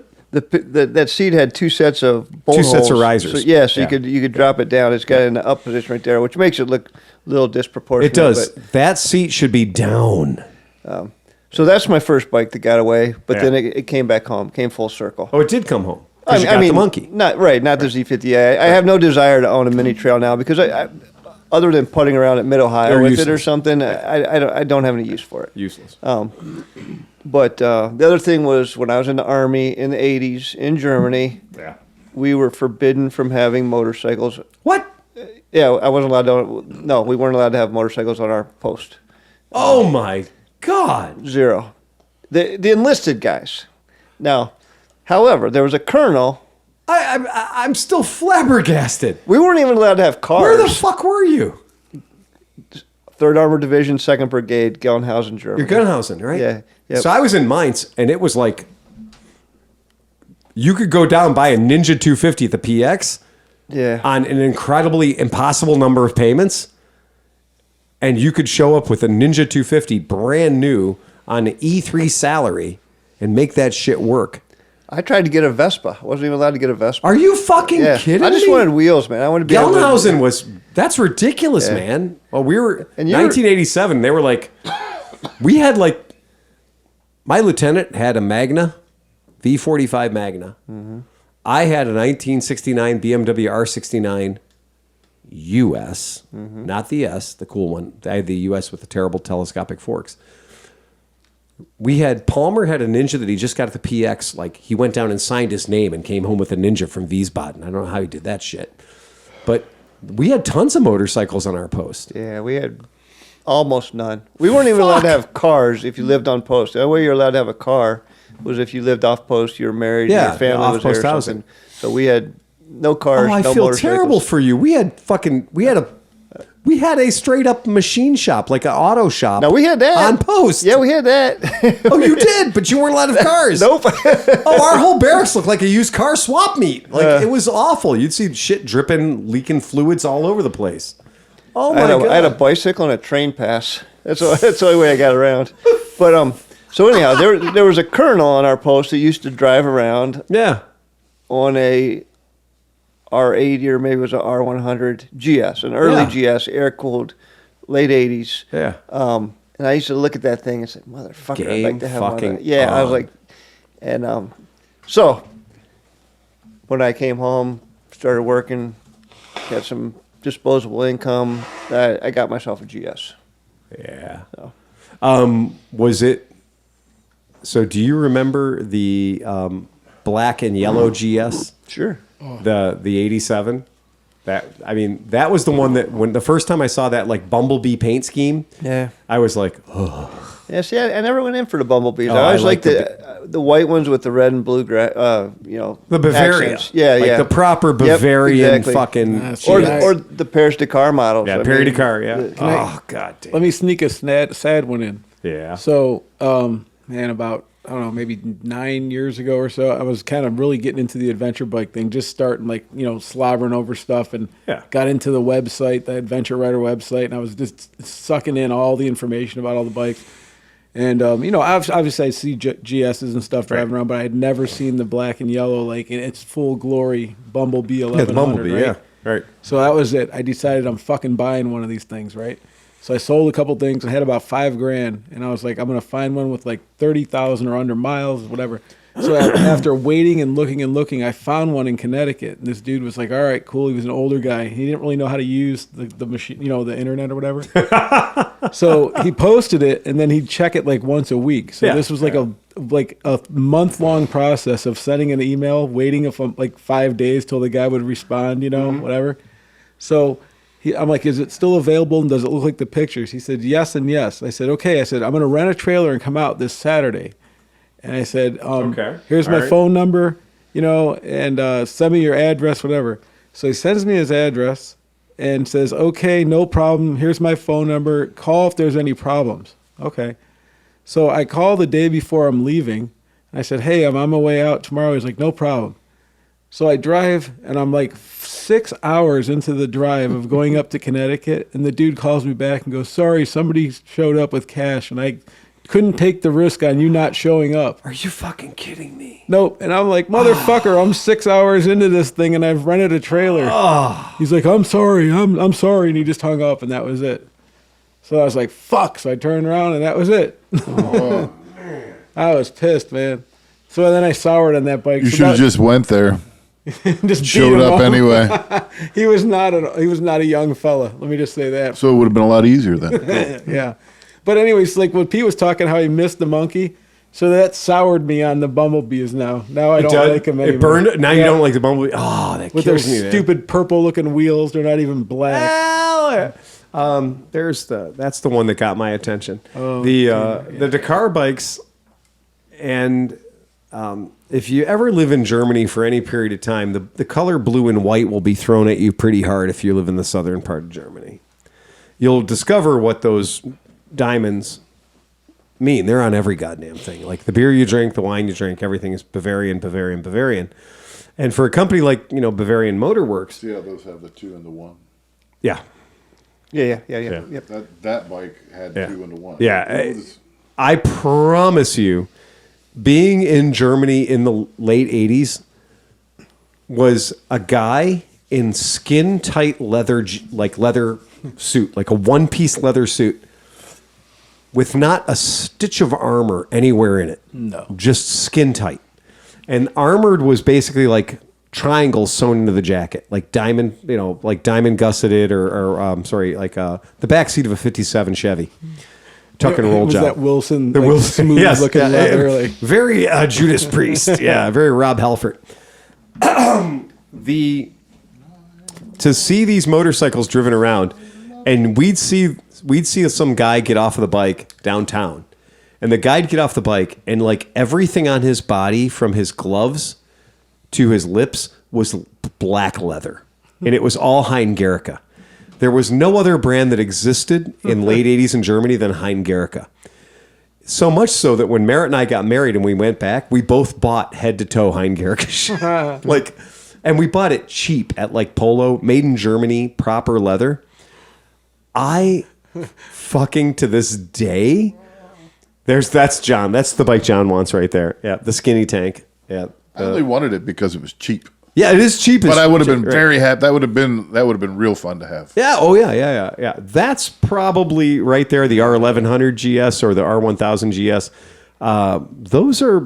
That's kind of when I was right at the top of my I want to have a boxer. I want to have a boxer. That is a good looking. That's a it's a cool bike, man. I'm gonna say every iteration of it was good looking. Yeah, they did well. You're right. 100%. Yeah. Well, so when Except this was for the brand new one with the stupid X headlight, but besides that, every other one's great. So when that motorcycle was at the top of its game, and I was the top of my E5 spending power, I went on a tour in the Alps that was run by these guys that were fanatical fucking Alpine tour guys. Grossglockner Alpinstrasse tour, right? And these guys live and breathe the Alps. I mean, that's all they fucking do. And I was pretty excited because everybody else on the tour was rich and I was a sergeant, right? But I've been around. You outranked them. They were all civilians. They were all doctors and lawyers. There you go. See, you're in a uniform. So you see my point then. Yeah, exactly. Yeah. So I showed up, and I was fully expected that they were going to hand me the keys to a BMW 1000 GS. They handed me the keys to a VFR 750 Interceptor. And I went, the fuck you say? And they said, oh, if you want to run the Alps, this is the bike you need. And they were right, because we went past BMWs for 4 days. And there was not a single BMW that we ever encountered that could keep up with us. And we had 3/4 of their CCs, but we could corner and turn and brake so much better than they could. And we had the same exact luggage. We had the same exact capacity and stuff like that. And yeah, when I got back from the military, and I bought an Interceptor. It worked. Yeah, but you couldn't have followed them if they would have went down a dirt path. I will keep it. I will remind you that the Interceptor, a 1987 Interceptor 700, was the first bike I rode to Alaska. Okay. And that was the Alcan Highway before they paved it. So it will party. It's the wrong bike. What we say, an adventure riding is the wrong bike for the situation. And that bike did party. It was terrible, but yeah, it was. I defer back to my statement about V4s from earlier on. Don't ever buy one. So yeah, that's pretty cool though. What about Mr. Smith? Mr. Smith, the one that got away, the bike you haven't bought, maybe you should have bought, or maybe you'd like to buy. Well, before I got the Moto Guzzi California, I was looking for more of a travel bike because I had the Concourse. Yep. And that was a little cramped for my legs and whatnot. So there was a guy over in Westlake that had a Kawasaki Vaccaro. What? I'm sorry. What? Yeah, I've never heard of this either. I'm sorry. What? Isn't that Vaccaro, a cowboy? No. VAQUARO. Oh, I know what the bike is. I don't. I'm shocked that that's a bike that you went hunting for. I remember when you went through this phase. Well, so the guy said, I asked the guy, well, how much do you want for it? And, he says like $6,400. I thought, whoa, okay. So I had him drive it over to Bruce Mason over at Ed Delzani's to have it checked out. And Bruce starts talking to him. And Bruce says, how much is on this for? $6,400. Bruce says, oh, well, you're kind of short there by about $3,000. So the guy calls me back and says, I want $9,250. I said, what the fuck happened there? Well, I talked to Bruce. Yeah, Bruce fucked you, man. I said, okay, keep it. And like 2 weeks later, Joe Vincent called with the California. Right. But, oh yeah. So I like the way it looked. It's a little goofy looking, but it was going to do what I wanted it to do, which is go down the highway at decent speed, have floorboards and. Now, do you know what control? The history of the Vaccaro is actually kind of an interesting thing because people might remember the Kawasaki Mean Streak. Yeah. And the Kawasaki Mean Streak was that which you do not fuck, right? Like it was like legitimately a fast street rod bike. Like a Mean Streak was a serious get down right now, giant fucking fuck you V twin. 1700? 1700. Okay, 1700 cc's. And the Vaccaro is a Mean Streak with a tour pack. And that's exactly what it is. And he had the Kawasaki green one. Yeah. Oh. Which I really like. Oh. Honestly, Chris. Yeah, why did you take it to that guy? Kawasaki. I want to get it checked out. I mean, I didn't think green? Bruce would dick me around like that. No, why did he do that? But Yeah, he was just talking to the guy, and so he says, So I don't know if you guys remember 2015 or so. But the thing is, no. He dicked you because Yeah. you called Bruce and said, hey, I'm going to have this guy bring this bike. Can you check it out? Right. Yeah. And which means she should have said, looked at it, and he should have actually picked some things out, and then he should have called you back and said, dude, that's a great deal. You Right. should buy that bike.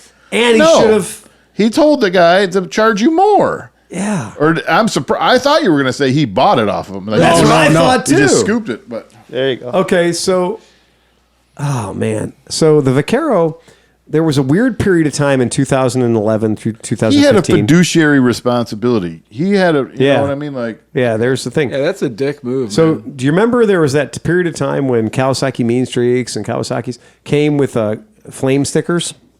Mm-hmm. This is that era. Nothing a blow dryer won't fix. But you remember the blue Kawasaki's had gray and black flame stickers on them? And the green ones did too. But look at this motorcycle. If you take those fucking flames off, this is a gorgeous motorcycle. Yeah, not bad at all. Much like the modern version of the Venture that we were talking about. And nothing's covering the motor. You can look at you can get worship to the the car motor or whatever. And it's a Kawasaki 1700 motor, which has probably the best transmission I've ever fucking driven on in my life. It is impossible to not get neutral in this motor. Kawasaki has a history of making their cruiser bikes have these fucking sweet as butter transmissions. all Kawasaki's have They sweet as do. butter. They do. It's on purpose. You can't shift into second. No. If you look at a Kawasaki, you can't. When you're not moving, Right. you cannot shift into second. You can go to neutral. You can only go to neutral. It's As the soon as you best. start moving, you Yeah. can shift into second. It's a thing with Kawasaki. It's a thing. It's a mechanism. The first 1500 I ever worked on, I know it's just a thing. but it is the first 1500 I worked on, and I was driving it around like I do, and I was like, click, click, click. Okay, great. First gear, boom, got it every single time. Okay, cool. We're in neutral. We're in look. Everybody who's ridden a motorcycle for 9 seconds knows some motorcycles are really fucking easy to find neutral on. All the other motorcycles are not. If you can find neutral guaranteed from first or second, that motorcycle is one to be loved. Yeah, I forget how it works too. I don't know if the bike's off. I know you can't. It won't go into second or something Okay. like that. Or there's All right. something about it. I'm not joking when I got to play say around with my Versys next time I'm on it.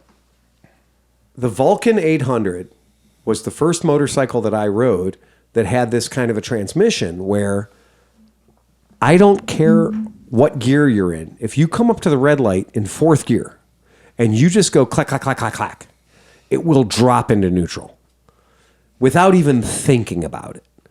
There is no, I'm going to go down. Oops, I fucked up. I went too far. I'm going to backpedal. I'm going to come a half a tick, whatever. No. Kawasaki's transmissions are straight up. You are in first, you are in neutral, and then you're in second. And there is zero fucking ambiguity about it. It's amazing. The first one of these that I drove as a mean streak, when I was ripping it around the neighborhood, I was like, fucking hell, this bike has got some ponies to it. It likes to be caned, it likes to be ridden hard. It would pick the front wheel up very happily, torquety torque all the way through. But then when you'd come down through the gears, like, 65 miles an hour in a 35 zone, coming up to a red light, as you do, coming down through the gears and like blah, blah, blah, blah, blah, blah, blah. And it would just land in neutral every fucking time. And I'm like, it makes me look like I know what I'm fucking doing. Kawasaki, whatever that was, old German motorcycles used to have a pedal called the neutral finder. Old British motorcycles too. You could smash through the transmission, or you could just press one lever and it would instantly put the bike in neutral, even if you were in fourth gear. Old Royal Enfields used to have that. And I think that Kawasaki has done a better thing for people who ride motorcycles by making that transmission.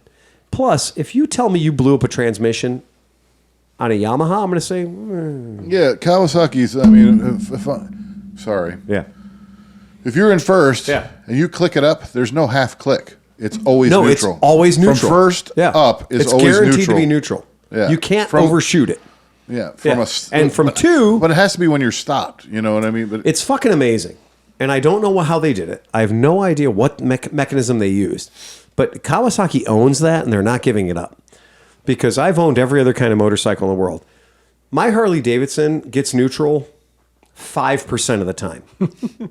5% of the time.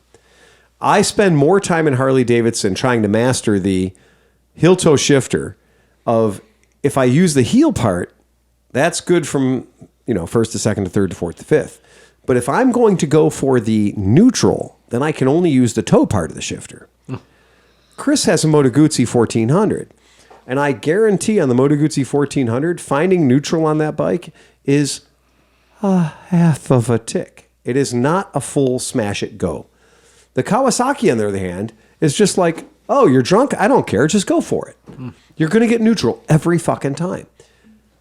It's magic, and I love it. And that bike right there, Chris, that bike is probably $4,000. Like, nobody ever appreciated that motorcycle. You're the only person who said the word Vaquero outside of Mexico in 7 years. All right. Right? It is. It's truly, that is an unloved motorcycle right there. It's kind of it's a good looking bike, man. It's not boring. No, it doesn't look like it. No, it's not. It's not boring. And it's a really good motorcycle that I think everybody except Chris Smith has overlooked. I mean, and the fairing looks big enough where, like, you could probably go to work and not get wet if it was raining. Okay, yeah. But I could see why you'd want that because you have the drifter. That would have been like Yeah, next step up. yeah. No. He's just watching the drifter for me. That's right. That's right. He's just keeping the drifter nice for me. That's all. I'm still, every time I ride your drifter, I'm like, oh, that's nice. That's cool. It's not fast. No, it's not fast. Doesn't need to be, It's though. not. It's not fast. It's not super powerful. The drifter for me is like, like it's the perfect middleweight cruiser. And to every single person watching you ride it, it's the coolest Indian they've seen. Oh no, that's true too. If you're riding a drifter ever, expect for people to go, cool Indian. Yeah. Because it looks more like an Indian than any Indian they've made in the past 20 years. Yeah. The Kawasaki drifter. I think you should lean into it. Like do some badge engineering. Well, I mean, dude, stick it, not take off the original, but like just some outside decals. of Chris's Indian. Folks do that. Yeah. Oh, they'll put the little Indian head on the. Oh, they'll do the whole thing. And the tank. They'll put Indian. They load them up, like especially the 1500s. The 1500s have rear suspension on them, like Dyna style exterior Hydroglide style suspension. So the guys who have the Drifter 1500s, and everyone's like, no, if you're gonna have a Drifter, have the 1500. You know, it's the one to have. I get that. It looks the most like an Indian. Don't get me wrong. I like the 800 because it's almost like a scooter. Like riding the 800 Drifter is like telepathic. Like it's just one of those motorcycles that you're like, this is a cool bike. You know, it's just a cool bike. It sounds good too. Well, Even with the stock pipe or whatever. no, those are not stock pipes. Oh, okay. If those were stock pipes, you wouldn't be saying that. Oh, okay. Because whatever. Chris's sounds No, good. the pipes that are on his are about the best pipes you can get for a Drifter. Okay. Yeah, like Well, that makes sense. See, the It sounds good. the gentleman who owned Chris's Drifter before him spent all the money. And was not shameful about it. He spent it on the right shit. So when we found Chris's bike, the second I rode that bike, I was like, oh, this is the perfect Drifter. So I only encouraged him to buy it because I was basically the Drifter I wanted to buy. Nah. Well, it was cheap too. It was cheap. It was cheap as chips. It was seriously Chinese scooter money. But Had no miles. Had 3,000 miles on it. You wanted $3,000. $3,000, 3,000 miles. fuck. And the pipes are almost $1,800. So like his particular Drifter, nobody ever would have done to an 800 Drifter what the previous owner did to his 800 Drifter, which was spare no expense. Just go after it. So Chris's is like the Sportster 883 of drifters. It is. No, it completely is. It absolutely positively is. It's the little brother of drifters. I was which of all the drifters though I actually like the best. Yeah, no, it's a really fun bike. It's a fun bike. Yeah. It's a fun bike to ride. When you're talking about a Japanese V-twin 800 cc's versus a American, there's a big difference. There's a huge yeah, difference. no, it is. It's such a happy motor. And like Kawasaki nailed it. And we talk about your Intruder. The Intruder 800, so when they did the Intruder 800 motor and they did the bigger motor, the Intruder 800 motor is a very happy motor. It's a very, like, that motor is just right where it wants to be. I mean, I've been playing around with it. I don't think I've actually got to the point where I'm like, okay, that's too much revs. Yeah. And I haven't been trying to. I don't really need to. But a couple times I've been like, I'm like, okay, I'm going to shift. I mean, but it wasn't because I thought it was like floating the valves or anything. I'm like, Yeah, There's no tack. I'm a little afraid. I don't know where it's at. You don't need one. I don't, You have Does it no have a need. rev limiter? Like, does it hit a Yes, limiter? it does. I assume it has a somewhere, rev but I'm limiter, like, and so does his 800. Yeah. So like they're built in. They have rev limiters built into them. But my suggestion would be to ride it in a spirited fashion. You will not. You'll be fine. Honestly, Jay Leno 40 years ago said that riding Japanese motorcycles is like having sex with an aerobics instructor. On your very best day, you'll never be as good as they are. And that's Japanese motorcycles in general. John's talking about a 1968 CB450, which I will say I've had the 65, the 66, the 67 of that bike. It's a really good motorcycle with the bullshit Speedline tires, the Avon, terrible tires, still going out and riding that bike at 100 miles an hour. It's absolutely fine.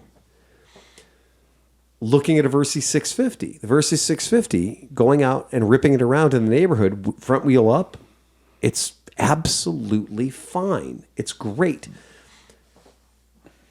Motorcycles, these bikes can actually outperform what most of us can do. If we went on a racetrack and we reeled them around the racetrack for a day, we'd find out how really good they were. Because we would get to the point where we were exceeding our capabilities, but the bike could continue to go deeper. And that's good. That's good engineering. That's good mechanical understanding and building a bike and then making, like John says, there's no such thing as a rare Honda. It's building out thousands and thousands of these machines that can go and tear up a 2.3 mile race course for hundreds and hundreds of miles and still deliver great performance over and over and over again. I know that we're all sitting here going like, well, there's the new R1000, whatever. Yeah, those are so far above us that people can install little winglets on the fairings and change a lap time. But that's not us. That's not 99.7% of people. Right? Right, If we put wings on your motorcycle, you're not going to be any faster, right? Now, that's just for those very few couple of people that can actually squeeze that out of it. Well, that's what, if you look like with Moto America running that bagger series. Yeah. And although they have two classes that are more stock and Right. then whatever, but when you see these guys, how far they can push the performance of a bagger. I mean, obviously those guys are unbelievably talented. By the end of lap 1, I would have crashed 7 times. Yeah. If you watch the bagger series and you see how far these guys are drifting these bikes and how far the back tire is away from the front tire, any one of us here at this table would have given up and walked away and said that's a crash. What I'm saying is that the normal folks, Yeah. like they underestimate, like some of the kids are like, I have to have the BMW 1000 RR, whatever, Yeah. Super Sport, whatever. It's like realistically, most bikes, if with the right rider, could do anything that those bikes can do. I posted that video of the fella taking a $800 Versys 650 that had been crashed 17 times, put tires on it, not expensive tires, by the way, $300 worth of tires on it, took it to the racetrack, and fourth place on a $800 Versys. Was that the bent frame guy? No, that he was on the Honda. Okay. So the Honda had the twisted frame. Honestly, Chris, I don't think I would have trusted that bike the way he did. And he did. He trusted the fuck out of it. And you saw that bike was off by like 5 degrees. Well, when they were going to tech. Oh, I love that. Lean the bike over. Yeah, I'm gonna kind of walk in front of it. But yeah, so like those guys are good riders. Obviously, they're great riders. But it just shows you how good the machines are, how capable they are, even after they're on their third owner, even after they've been crashed 7 times. As long as the oil stays inside the motor and the combustion continues to be internal, not external, they're going to be good machines. Well, you ever watch the 44 Teeth guys on YouTube? Yeah. They did a series a couple of years ago where they pulled like all the late 80s, early 90s sport bikes and took them to the track with their riding buddies. And they're within, a half a second of the other bikes and stuff. Crazy. For us riding on the street, it does come down to buy what you love. everybody here today at this table, nobody at this table talked about a $30,000 motorcycle. Nobody. And you know, it's funny too. Like Dan talked about kind of a weird off bike, and Chris was like a weird. It's like everyone's got like their taste, and it's like it doesn't have to be expensive. That's a great point. I love that Honda Monkey. I mean, Jiminy Crickets. That bike makes me as happy as anything else. That, well, how hilarious is that? I mean, okay, at this table, I'm an outlier. I've probably owned 150 motorcycles, maybe more, but everybody at this table has owned a bunch of bikes, and yet the bikes that we're saying that we would really love, that we'd really like to experience, there's no reason Chris couldn't go buy himself a Vaquero, right? That's great. We were talking earlier about an F6B. Oh, XR75. If I ever came across the Triumph. No. The triple? No. what Honda? A Honda XR75. Oh, I'm going a totally different direction. The gunmetal gray one. The gunmetal gray one, yeah. Because Okay. when we were little kids, me and Stevie Prebish, we had it. We were like, we want this so bad. We want it. Why? Well, because we wanted, because it was a real It's the motorcycle. 50th birthday Yeah. celebration. I mean, No, it's the XR75. it's XR75. I remember the bike. Yeah, I was 5 And there's years guys old. who are fanatical about them right now. I mean, really? like, oh yeah, they're a They thing. had the upright motor, right? Yeah, Is it it- had yeah, the upright vertical. motor, had a Yeah. real transmission, a real clutch. It was a little dirt bike. Yep. Wow. We wanted it more than anything. I'll pull one up just so the guys at home can see it, because that's Until a few years later when you wanted something Steve has an else where- XR80, which I Right. might try to Yeah. snake off of him, but I really wanted the XR75. That has the best seat of any bike in the history of bikes. It's like a big, That's a fat big couch. statement. Oh no, John, tell him. Oh yeah, they're Best really- seat Yeah. in Well, the history if you sit of on that bikes. compared to an SSR, it's like, oh my gosh. The whole bike just is so much more comfortable. An you know, SSR like is just So- a taint sander. I mean, okay. I don't want to kill your dreams, man. no. The vertical single is pretty badass. Don't get me wrong, right? I mean, that's pretty cool. But that's the one. Like, that was the bike you guys lusted after. Well, we were pretty young. It looks like a real motocross bike. It does look like a real motocross bike. That's where I'll give you that. I mean, if you're talking everybody else is riding, well, like nobody had shit. Okay, like, Nobody has shit. we didn't even have pool start fucking mini bikes. Nobody had shit. But So, like, the RM80, like when the RM80 hit, the RM80 hit, and my entire cultural universe as a whole just went, you can do wheelies forever. When the RM80 became available to us as teenagers, as bikes that we could not afford to buy, and I had newspaper money in my pocket, and I went down to the dealer and I looked at the RM80, I was like, you got to be fucking kidding me, man. Like, that's the coolest thing I've ever seen. And the dealer even looked at me and went, you're too old. I was like, what do you mean I'm too old? I'm 14. And he was like, you're too old. And I went, I'm 14 years old. I have newspaper money. Take my money. I deliver the News Herald. I deliver the press. I have money. And he went, you're too old. And I was like, I'm a scrawny 14-year-old kid from the east side of Cleveland. Take my fucking money. And he was like, nah. You need a 2-stroke 125. And he shamed me. And he's like, yeah, the fast kids who are on RM80s are like 10. Yeah. And I was like, in my neighborhood, the fast kids are on washing machine motors and Sears frames and like literally mini bike frames that were garbage picked in my neighborhood. If you had a 5-horse Briggs side output shaft, you were in the money. You were in the hunt with a good Centrifugal clutch. centrifugal clutch. You had a Dinging good- all the yeah, way down the Daytona, road. right. Ding, ding, ding. Yeah, fuck yeah, man. Come on. I was like, give me the goddamn RM80. I honestly think that in my neighborhood, I think anything under 100 cc's, we were all still 2-stroking it. We were all still like talking about 2-strokes.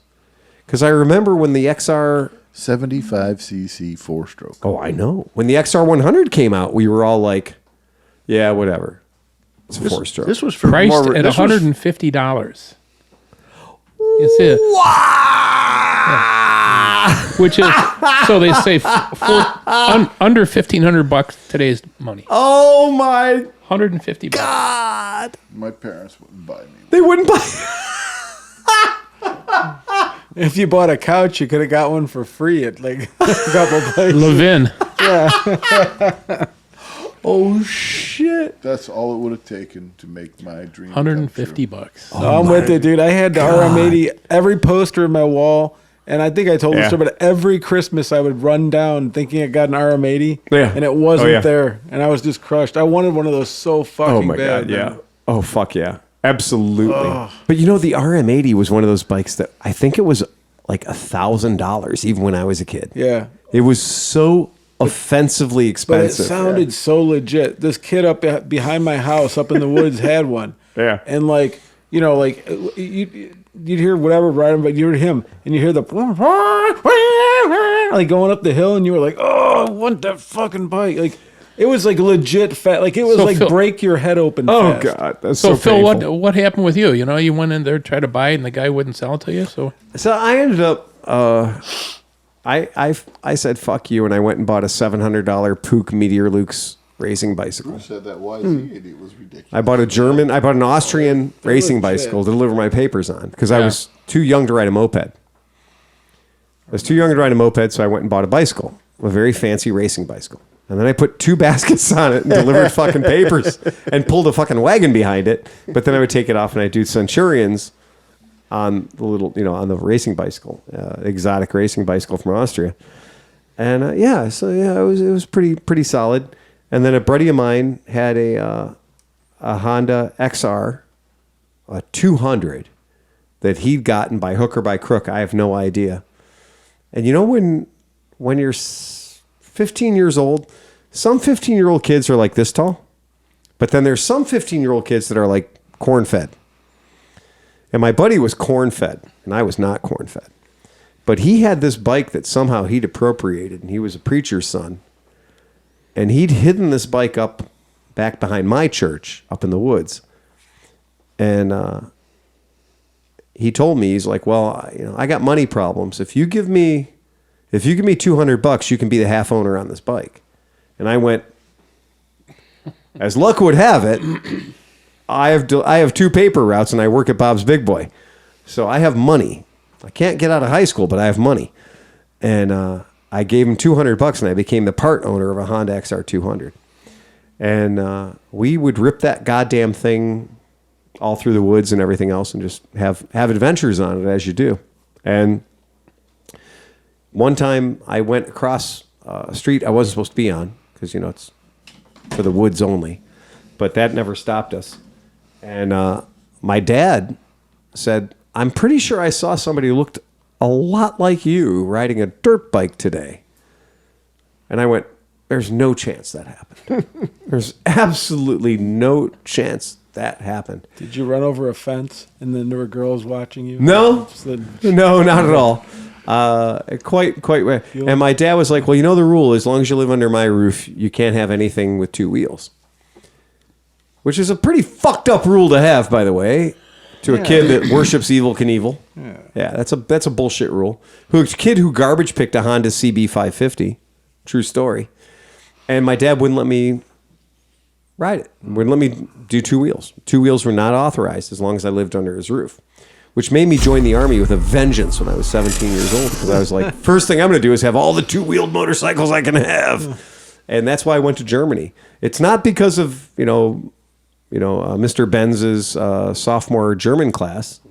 Thank you, for teaching me rat shit German when I was a sophomore and convincing me to go to Germany. No, it's because I wanted to ride motorcycles. Because I wanted to ride motorcycles. I wanted to ride scooters. I wanted to do cool shit.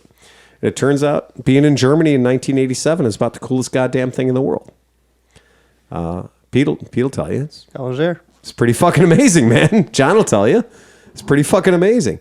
To all of us Cold War kids, not many better places in the world that you can be than in a beer stube when you're 18 or 17 and a half or whatever. Stube? Yeah. What's a stube? A stube is a stube, baby. Okay. Yeah, it's a beer hall. Okay. Yeah. That's a little corner bar. Corner bar. Yeah. Yeah, corner bar. Yeah. There's something about Germany.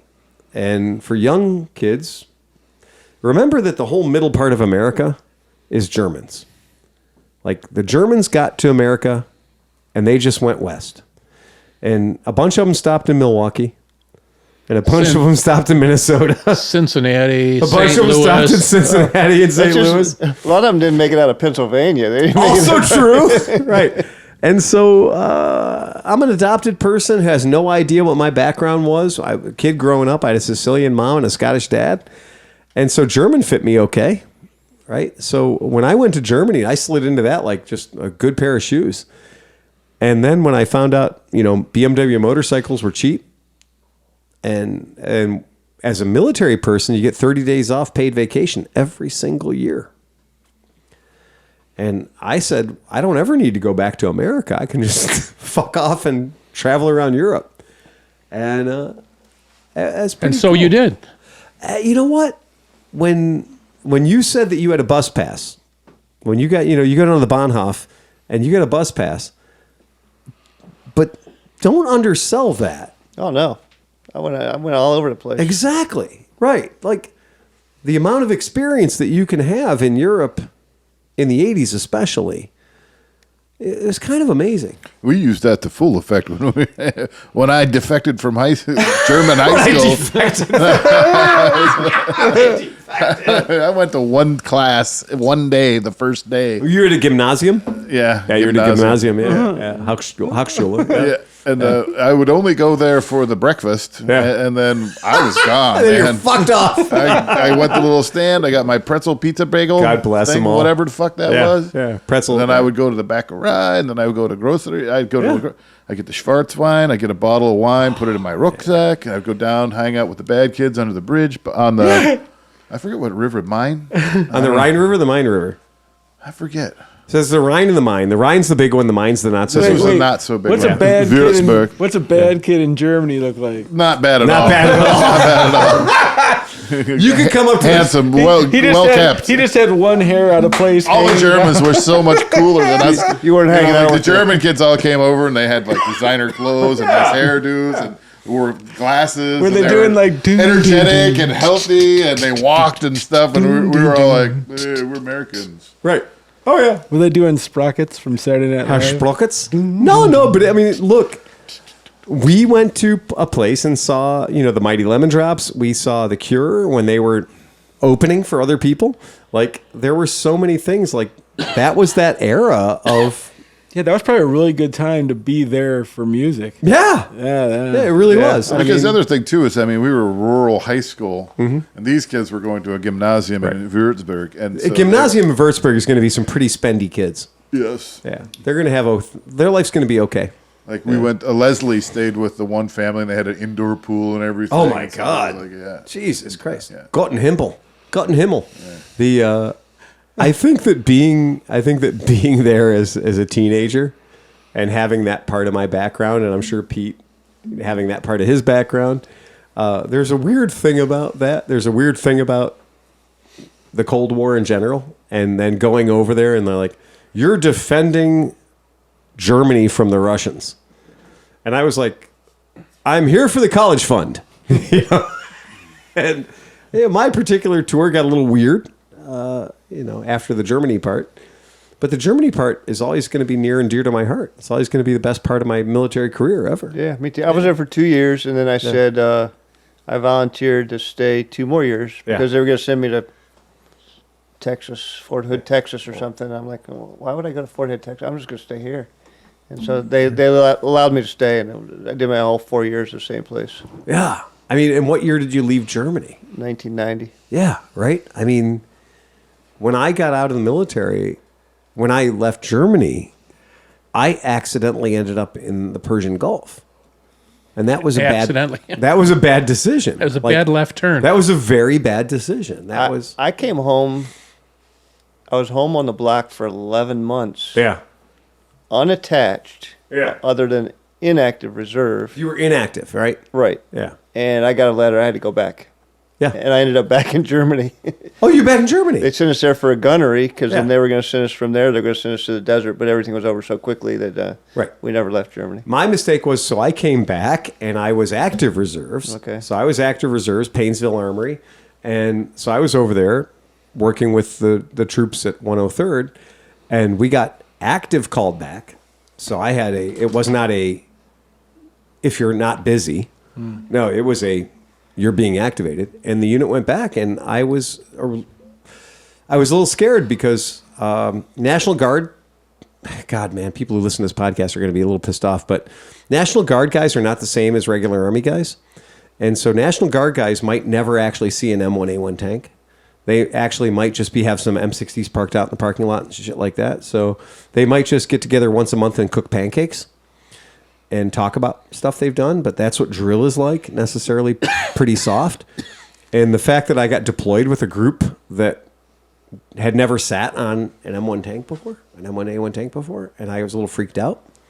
So having to get activated and go to a hostile situation with a bunch of people that had been on inactive reserves or National Guard duty, I was a little nervous. I was a little scared. When you get activated like that, does some subconscious thing kick in? You're like, soldier mode. No, not at all. No, Okay. no. I didn't know if you got programmed like No, this. not at all. You know, Oh, fuck. when he went back to Germany, like straight up, had I gone back to Germany, I'd have been like, fuck yeah, best day ever, right? Yeah. I didn't get that. I had to go back and do a thing called Desert Shield that turned into Desert Storm, right? And so Desert Shield was this like flexing of a muscle that turned into a 5-day party in the desert. Let me just put the Norman tip in, baby. Schwarzkopf. God bless Norman Schwarzkopf. I swear to God, freaking. And GPS. He did a great job, and yeah, that was First time it was used in GPS battle. Lite. Yeah, GPS Lite. GPS Lite was pretty badass.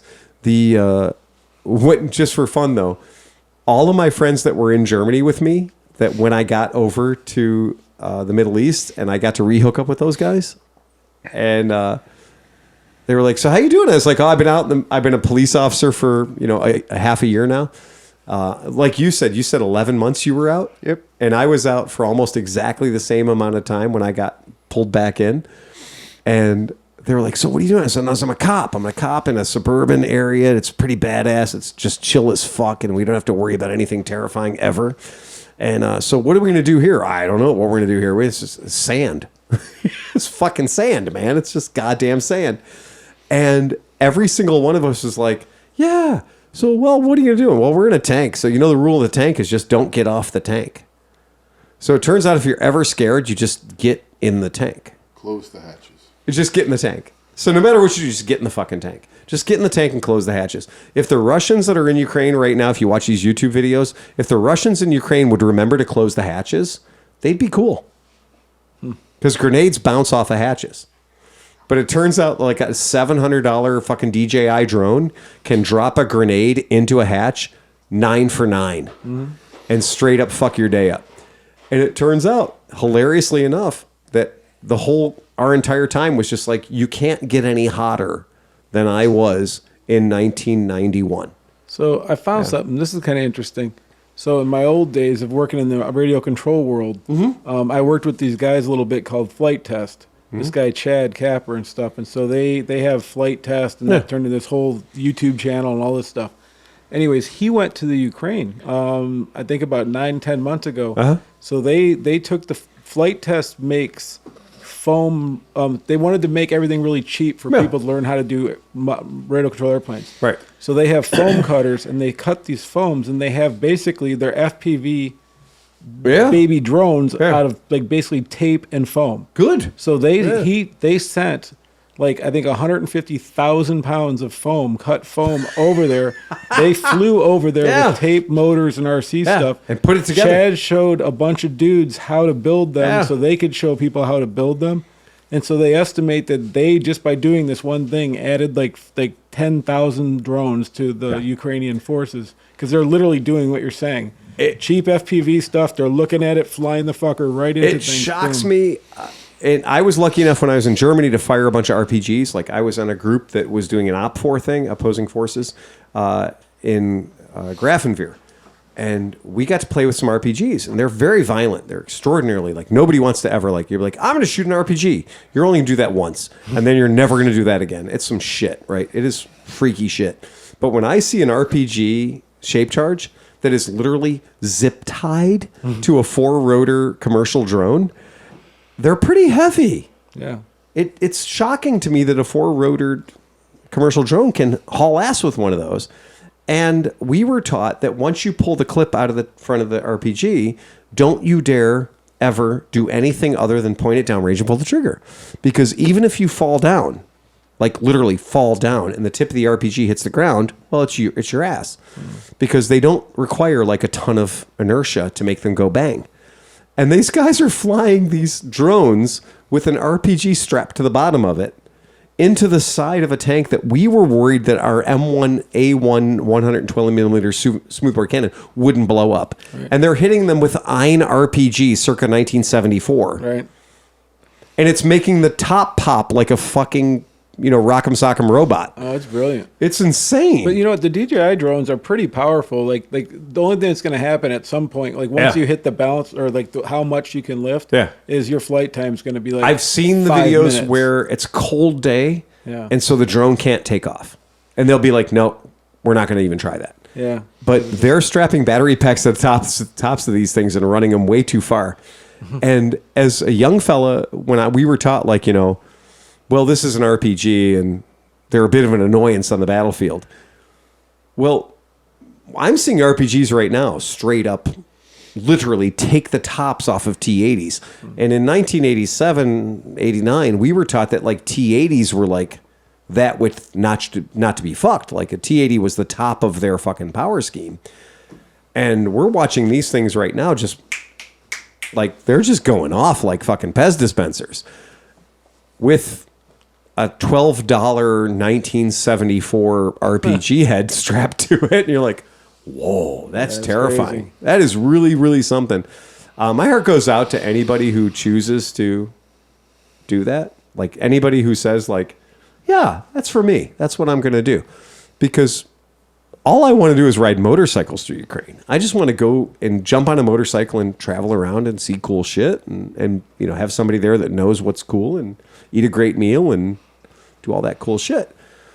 I hope that we can do that. I hope that in 5 years, and I'll be there, by the way, if anybody ever says like, hey, I'm a Ukrainian fella and I want to bring some people from America and their wallets and travel around Ukraine, I want to make sure that I'm there for that. I mean, I think Chris would jump on that, right? Yeah, I got a cousin over there right now. Right. And I think that would be a thing. Yeah. And I believe that, a little revenge spending goes a long way. Like, I'll be happy to exercise my wallet if it gives somebody else a month of heat or food or whatever. Exactly. Yeah, I'd be all over that. Even if somebody said, like, we're doing it. Like, we're going to go over there and we're going to ride some motorcycles. I'd go there right now. I would have no problem. So much of that country is amazing, cool, great things.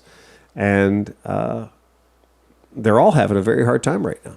Yeah, even the folks who don't live anywhere near the fighting, they're still all having a really tough time right now. So that's a very, very tough thing. And I can tell you, I'm in correspondence with a guy that runs a motorcycle dealership over there and kind of getting to see firsthand what they've been going through. And it's not like, oh, yeah, my business is suffering. It's not that. That's not what he's concerned about. He's not concerned about his business suffering. He's concerned about his people, his staff, all of his folks. And that's cool. And I see a lot of that when I look to the motorcycle community. There's a lot of support for each other in that. So it's pretty cool. Yeah, it's a weird thing, but $500 motorcycles. Yeah, send me over there. Dare me to buy a $500 bike and ride it across that part of the world. I'll be happy to do it tomorrow. So speaking of cheap bikes, so I posted that thing and you commented on it. What did you think? So that was on Adventure Rider, and if you read the article, they said they might be. They're pretty sure they're going to bring those in. It's kind of weird because that was Cycle World, that did that. Okay, and so I was able to find, not too hard, doing a search for the name of that Chinese motorcycle company, that same exact author posted a story about that motorcycle company 4 years ago that also said they were coming to America. Okay. So the same exact author posted a story 4 years ago or 3 years ago about a Chinese company that's going to have this motorcycles coming to America. So how they get in the new press? Like they're rebirthing the same old story? Maybe the people at Cycle World are saying that, hey, we got a check from this Chinese motorcycle company, and they want us to keep them relevant. So Adventure Rider picked up on that and then put it on their thing? Yeah, Okay. it turns out that Cycle World is writing stories about motorcycles you can't buy. Hold on. No, wait a second. Didn't we say in our podcast that we were going to stop talking about motorcycles you couldn't buy? Because it's easy to go down the rabbit hole of like this fantasy electric motorcycle that's going to have a 1,000-mile range, or this fantasy Chinese motorcycle that's going to be a 900cc triple for $1,800. We decided we were going to stop talking about that. We're deciding that we're not going to let that suck the air out of the room. But Cycle World is still very clearly... Well, yeah, that's why. Like, it wasn't... Like, I wouldn't have brought it up if it was on, like, just some weird bullshit thing. But It's this on is Cycle World. And Adventure Rider and somewhere else. Like, Yeah, you know, I took the 5 minutes to actually respond and say, hey, look, just letting you know that we are paying attention. And the same exact author 3 years ago promoted the same company, Right. and you didn't name the distributor. Well, when you tell me that there's a XYZ Chinese motorcycle coming in, if you don't tell me who's distributing it, if you don't tell me who's put their money into DOT and NHTSA testing and EPA testing, well, then that's just a picture you found online, right? You can't buy it. So if you can't buy it, it's not a fucking story. So I wonder what the end game into these guys. So, like, obviously somebody's pumping these stories into these things, You're right? right. So Yeah. for what, if they don't have a product, then what's the point of doing it? Well, if you can create a certain buzz, then one of these U.S. distributors might say, "Hey, we need to get some of those." All right. Yeah, that makes Right? sense. So if you can convince a company like SSR or a company that's a distributor Yep. to say, "Hey, these have been getting some press. I wasn't even We should thinking- bring them in." Yeah, I wasn't thinking that angle Right. because I'm not a Right. I don't own And what does it motorcycles. cost Yeah. Purvis? You know, the guy's name is Purvis from Cycle World. What does it cost Cycle World to have Purvis write an article about this Chinese bike? I know. You know, oh, it costs them nothing, especially since Cycle World is 100% online now and they're not printing out an actual paper book anymore. So they can print as many weird articles as they want to print. Just because somebody prints it doesn't make it true. And maybe there's a Chinese drive behind it. Yeah. To keep mentioning Chinese product. Yeah. To try to get the hype built so that the American buying public starts saying, "Hey, there's a lot of talk about this." You're Chinese. being groomed. Yeah, that's what I'm saying, right? Pete, Yeah. I would even suggest that they have a whole bureau for that. And that there's a whole bureau of people that get paid to make sure that Chinese products are constantly being shown to us, even when we can't go purchase them. Correct. Propaganda. To make them desirable, to make them stay desirable. Hey, man, look, every single day when somebody comes into my shop and says, I am not going to buy a Chinese motorcycle. They're writing a propo.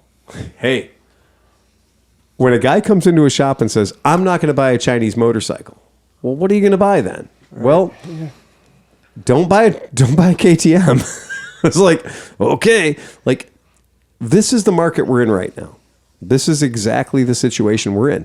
You're either going to make a hard stand and you're going to say, I'm not going to buy anything that has any Chinese DNA in it. It's going to be tough, man. It's going to be tough. It's going to be tough to avoid that because capitalism likes a low price and a high profit margin. And the Chinese people or the Chinese manufacturers are offering that right now. Now, they've managed to figure it out by doing things like Benelli and KTM and manufacturers who are traditionally not associated with Chinese products. But if you look deep, you realize that, well, you know, careful because your money might end up in China. It's going to happen. But is it better? No, I mean, if you buy a motorcycle and you enjoy the motorcycle, like for instance, when you bought the Grimm, which is a Tao Tao, right? Which is one of the most unabashedly Chinese products on planet Earth. Mm-hmm. you had a decision to make, and that was either I'm going to just rock it the way it is, or I'm going to fix it. I do like that mash that looks like an XT500. Right? Is that what Yeah, that that's Yeah. a good looking. But Yeah. but Mashes are proven bikes. The Tao not so much.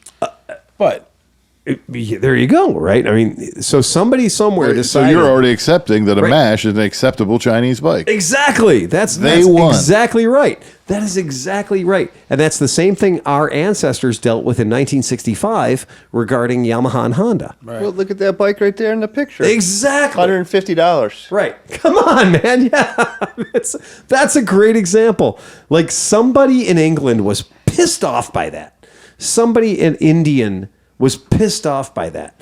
Because I know for a fact that in that year, Indian, Aramachi, Harley Davidson via Aramachi, right? And BSA and Triumph all had small displacement motorcycles that this was fucking stealing the lunch from, right? An XR75 was not welcome at your, hey, we're nationalist motorcycle party.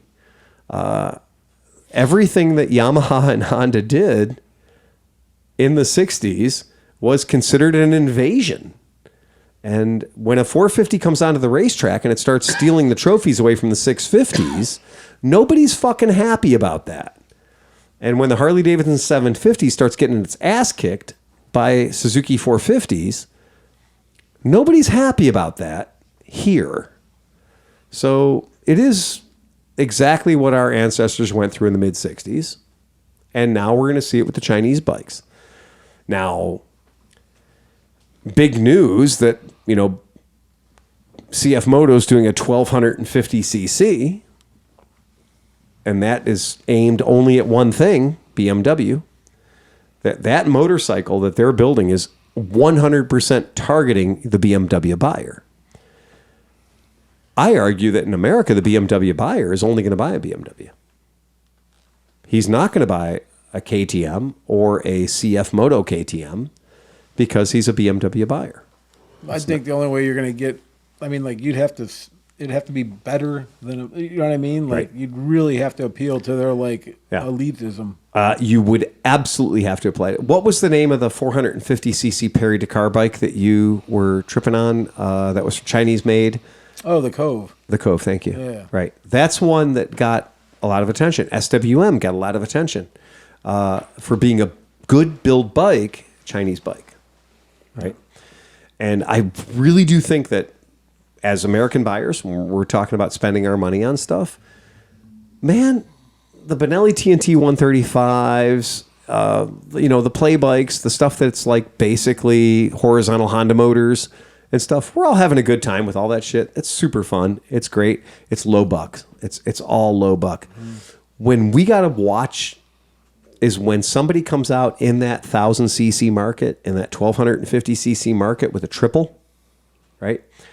Or a big honking fucking 1250 like a BMW motor or something like that. That's what I just read an article that said when that actually hits, it either has to be the best bike or it has to be half the price of the other one. Wow. But I don't think they're going to do it. Right. They're going to come in like at 16, and nobody's going to pay $16,000 or $17,000. Right. For Right. As much as Cycle World was putting out that information about that motorcycle today, when we saw that out there, I looked it up, and that's a brand that I had fucking no knowledge of at all. Guangzhou province, like Guangzhou, Japan, Guangzhou, China product, and like not a single U.S. distributor. When you posted up about that little Honda Trail 125 copy, that clone, that's out of Malaysia, and they do not sell a single motorcycle outside of Malaysia. They are purely only Malaysia. That's where their company sells. That's it. And yet the press on that acted like it was going to be in town tomorrow. Yeah. Well, quit fucking talking about vaporware that we can't get. So basically, these magazines that are now just websites are Yep. so desperate that For that's content. what we're getting fed all this Yep, shit. exactly. They're talking about rando bikes that don't goddamn exist. The AD 150 clone that they build is more interesting because it has front and rear cameras Like, it's all this bizarro shit. Like, that same company in Malaysia builds a straight up knockoff of the ADV 150 that has gone and taken the ADV 150 plaid. Like, it's straight up said, like, it's got, Bluetooth connectivity to your phone. It's got front and rear facing cameras. It's got all this technology in it. And it still costs half of what the Honda costs. The Honda that's already made in China. Right. So it's like the Chinese are now competing against the Chinese. That's all there is to it. So, yeah, game on, man. Like, you got to be smart in this market. You do have to be clever. You have to be smart. You have to see what's going on. Don't come to my shop and ask me for a fucking part for your fucking Rocetta, right? I get 10 phone calls a week. Can you help me get parts for my, 2006 Rocetta? No, I can't. Can you get parts for my Ice Bear? No, I fucking can't. Go talk to the dealer that you got it from. Right. Like, do you have Tao parts? No, I don't have Tao parts. Like, that's not what we do. Well, to have a thing like I knew going into my thing that I wasn't taking it anywhere to get it fixed. I mean, believe me, if you go into it knowing that, you're great. Yeah, right. I have no problem with that. I just bought it to get through Mid-Ohio. Right. And it did. And then I owned a 1980 Alfa Romeo. I knew nobody would work on that car. I owned a car that I knew nobody would touch. Right. Like, that's just one of those things. But I'm an adventurous soul, so I'm willing to do that shit. Did I think that I was going to daily a 1980 Alfa Romeo? No, it was, fair weather car. But like, as we look at motorcycles going forward, when we see places like Cycle World that used to be an established, reliable source of information, telling us about vaporware type bikes that we can't even get in this country, what's the fuck? They're just wasting our time, right? It's just some journalist who's like, well, I need to submit some copy. So I got to submit some copy or I don't get paid. Well, the bar's pretty low now, man. The bar's pretty low. There's a lot of things they could write about. They might write about shit like Chris's Vaquero and motorcycles that are good motorcycles that got away and nobody bought them. Yeah. That's a good story. That's a story waiting for somebody who maybe doesn't want to spend $24,000 on a new Goldwing or $27,000 on a new Harley Davidson that looks like a 1959 Hydroglide with a motor that's probably going to blow up. Because that's a story. The people who own a brand new Milwaukee 8 114 that are having motor explosion issues or motor failure issues in a $25,000 motorcycle, that might be a story I might want to read. Right? Well, think about that. A motor that's been out now in our country for 10 years, the Milwaukee 8, we all were there when they launched it. It was a big goddamn deal. And they're having a lot of fucking problems with that bike. And it's not a cheap bike. You can't get into one of those for under 20 grand. So maybe that's a story I might want to hear about, as opposed to a piece of Chinese vaporware that I can't buy anyway. That's cool. So everybody could just, what's the phrase? Be better. Be better. Just do better, right? That's cool. Anybody got anything else? Somebody tap McElfresh. Oh, there you go. He's back. That's it. All right. He's back on. All right. That's cool. All right. Again. And then we're back online. He's back engaged. Everybody got anything else? All right. Yeah. You ever tell a joke that's at work that's so funny that you're asked to go down to HR and retell it?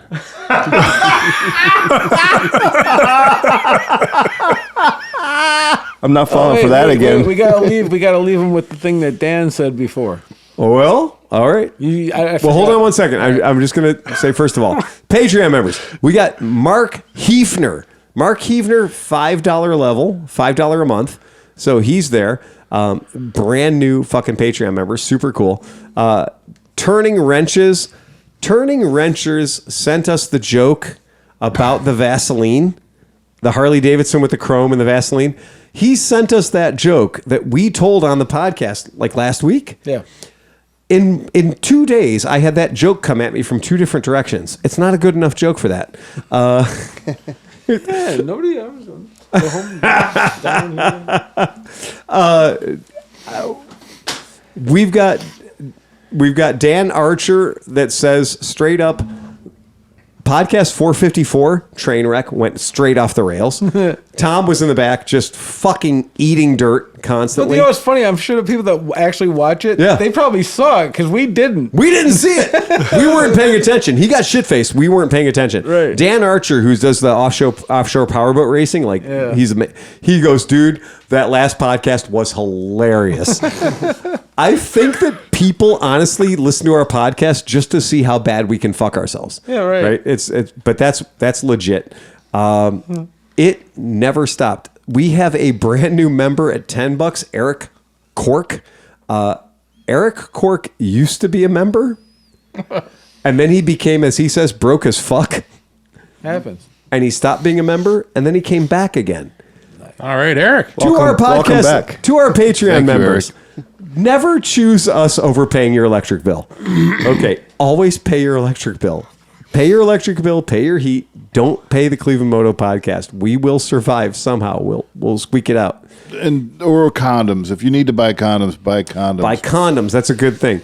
Nicholas Foti, F-O-T-I. Nick Foti is a brand new $5 member. He's legit. What the fuck happened 3 weeks ago when we scooped up all these new Patreon members? We did something right. That is all I have to say. We have got a guy who's trying to buy my Moto Guzzi V7 Scrambler because of the podcast. The bike that we did a raffle bike, and the guy won the raffle bike in Australia. Yeah. And then realized shipping to Australia is stupid expensive About the cost of the about bike. the cost of the bike. Yeah. So he's all over that. That's pretty cool. I'm serious when I tell you that our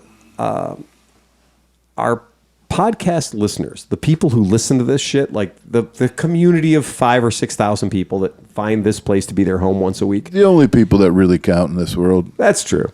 One of them, Scott Schaefer, sent a message to Renee that said, "Hey, would you mind forwarding this on to Phil and Tom? Wondering if you two handsome bastards have any K-bike parts or know anyone who does. I'm looking for a rear diff and drive shaft for my 87 K75 BMW. Drum brake. Yes, the rear splines are fucked. Thanks for a kick-ass podcast. Thanks from Kanukistan." No, I honestly don't. Do you know anybody with a K75 shit? There was one on Craigslist this week. Was there? Yeah, there was. Absolutely, there was. Yeah, Cleveland Craigslist. Fuck, man. I still look at that periodically. Yeah. You're the only one. I put a bike up for sale on Cleveland Craigslist. I just hear the fucking spider webs. Yeah, it's If anybody's terrible. looking for PC800 bullshit, there's a lot of it Oh, is there? that Steve should get rid It's of. all. Oh, you mean it's on Steve's Craigslist? Yeah. Because, I mean, Yeah. his bike is sitting in his backyard, needs a tire change. So what you're saying is you could buy 1.5 PC800s. Well, For the he price has of that and a parts PC800 and then like a pile of bodywork Okay. of all different colors. So if anybody wants to get into a PC800, don't go anywhere except for Cleveland Moto Podcast. Steve does need to get rid of all that shit, and it's all good stuff. Honestly, he's got fucking $2,000 worth I of know PC800 it's not good. Man, we gear. should It's not have- good stuff. It's a bunch of fun. It's a bunch of parts. We should But have a it's- Cleveland it's Moto enough. rummage sale, dude. Like in a month. That's a I'm, good I'm idea. gonna sell like 4 or 5 bikes. Steve's got a couple bikes to sell. Okay, all right. We could put it out there, man. We could do that. Hey, if only we knew somebody that had a 10,000 square foot warehouse Yeah, in right? Parma. Oh, wait, we do. Yeah. Oh, okay, that's cool. Yeah, we should do this. We should do that. That's kind of fun. If we only knew people with guitars that could play music while we were looking at Yeah, parts, right. that'd be even better. That'd be great. If we only knew somebody who could make sausages while we were... Wait a second. This just keeps getting better. This is all coming together. I don't think this is a bad and if we idea. can only find somebody that likes to eat sausages. Right, that's even a better idea. If we could only find somebody who liked wieners up their butt. That would be even better. My God, it's the best look, thing yeah. ever. It's not a bad idea. I know a spot. Yeah. I got a spot.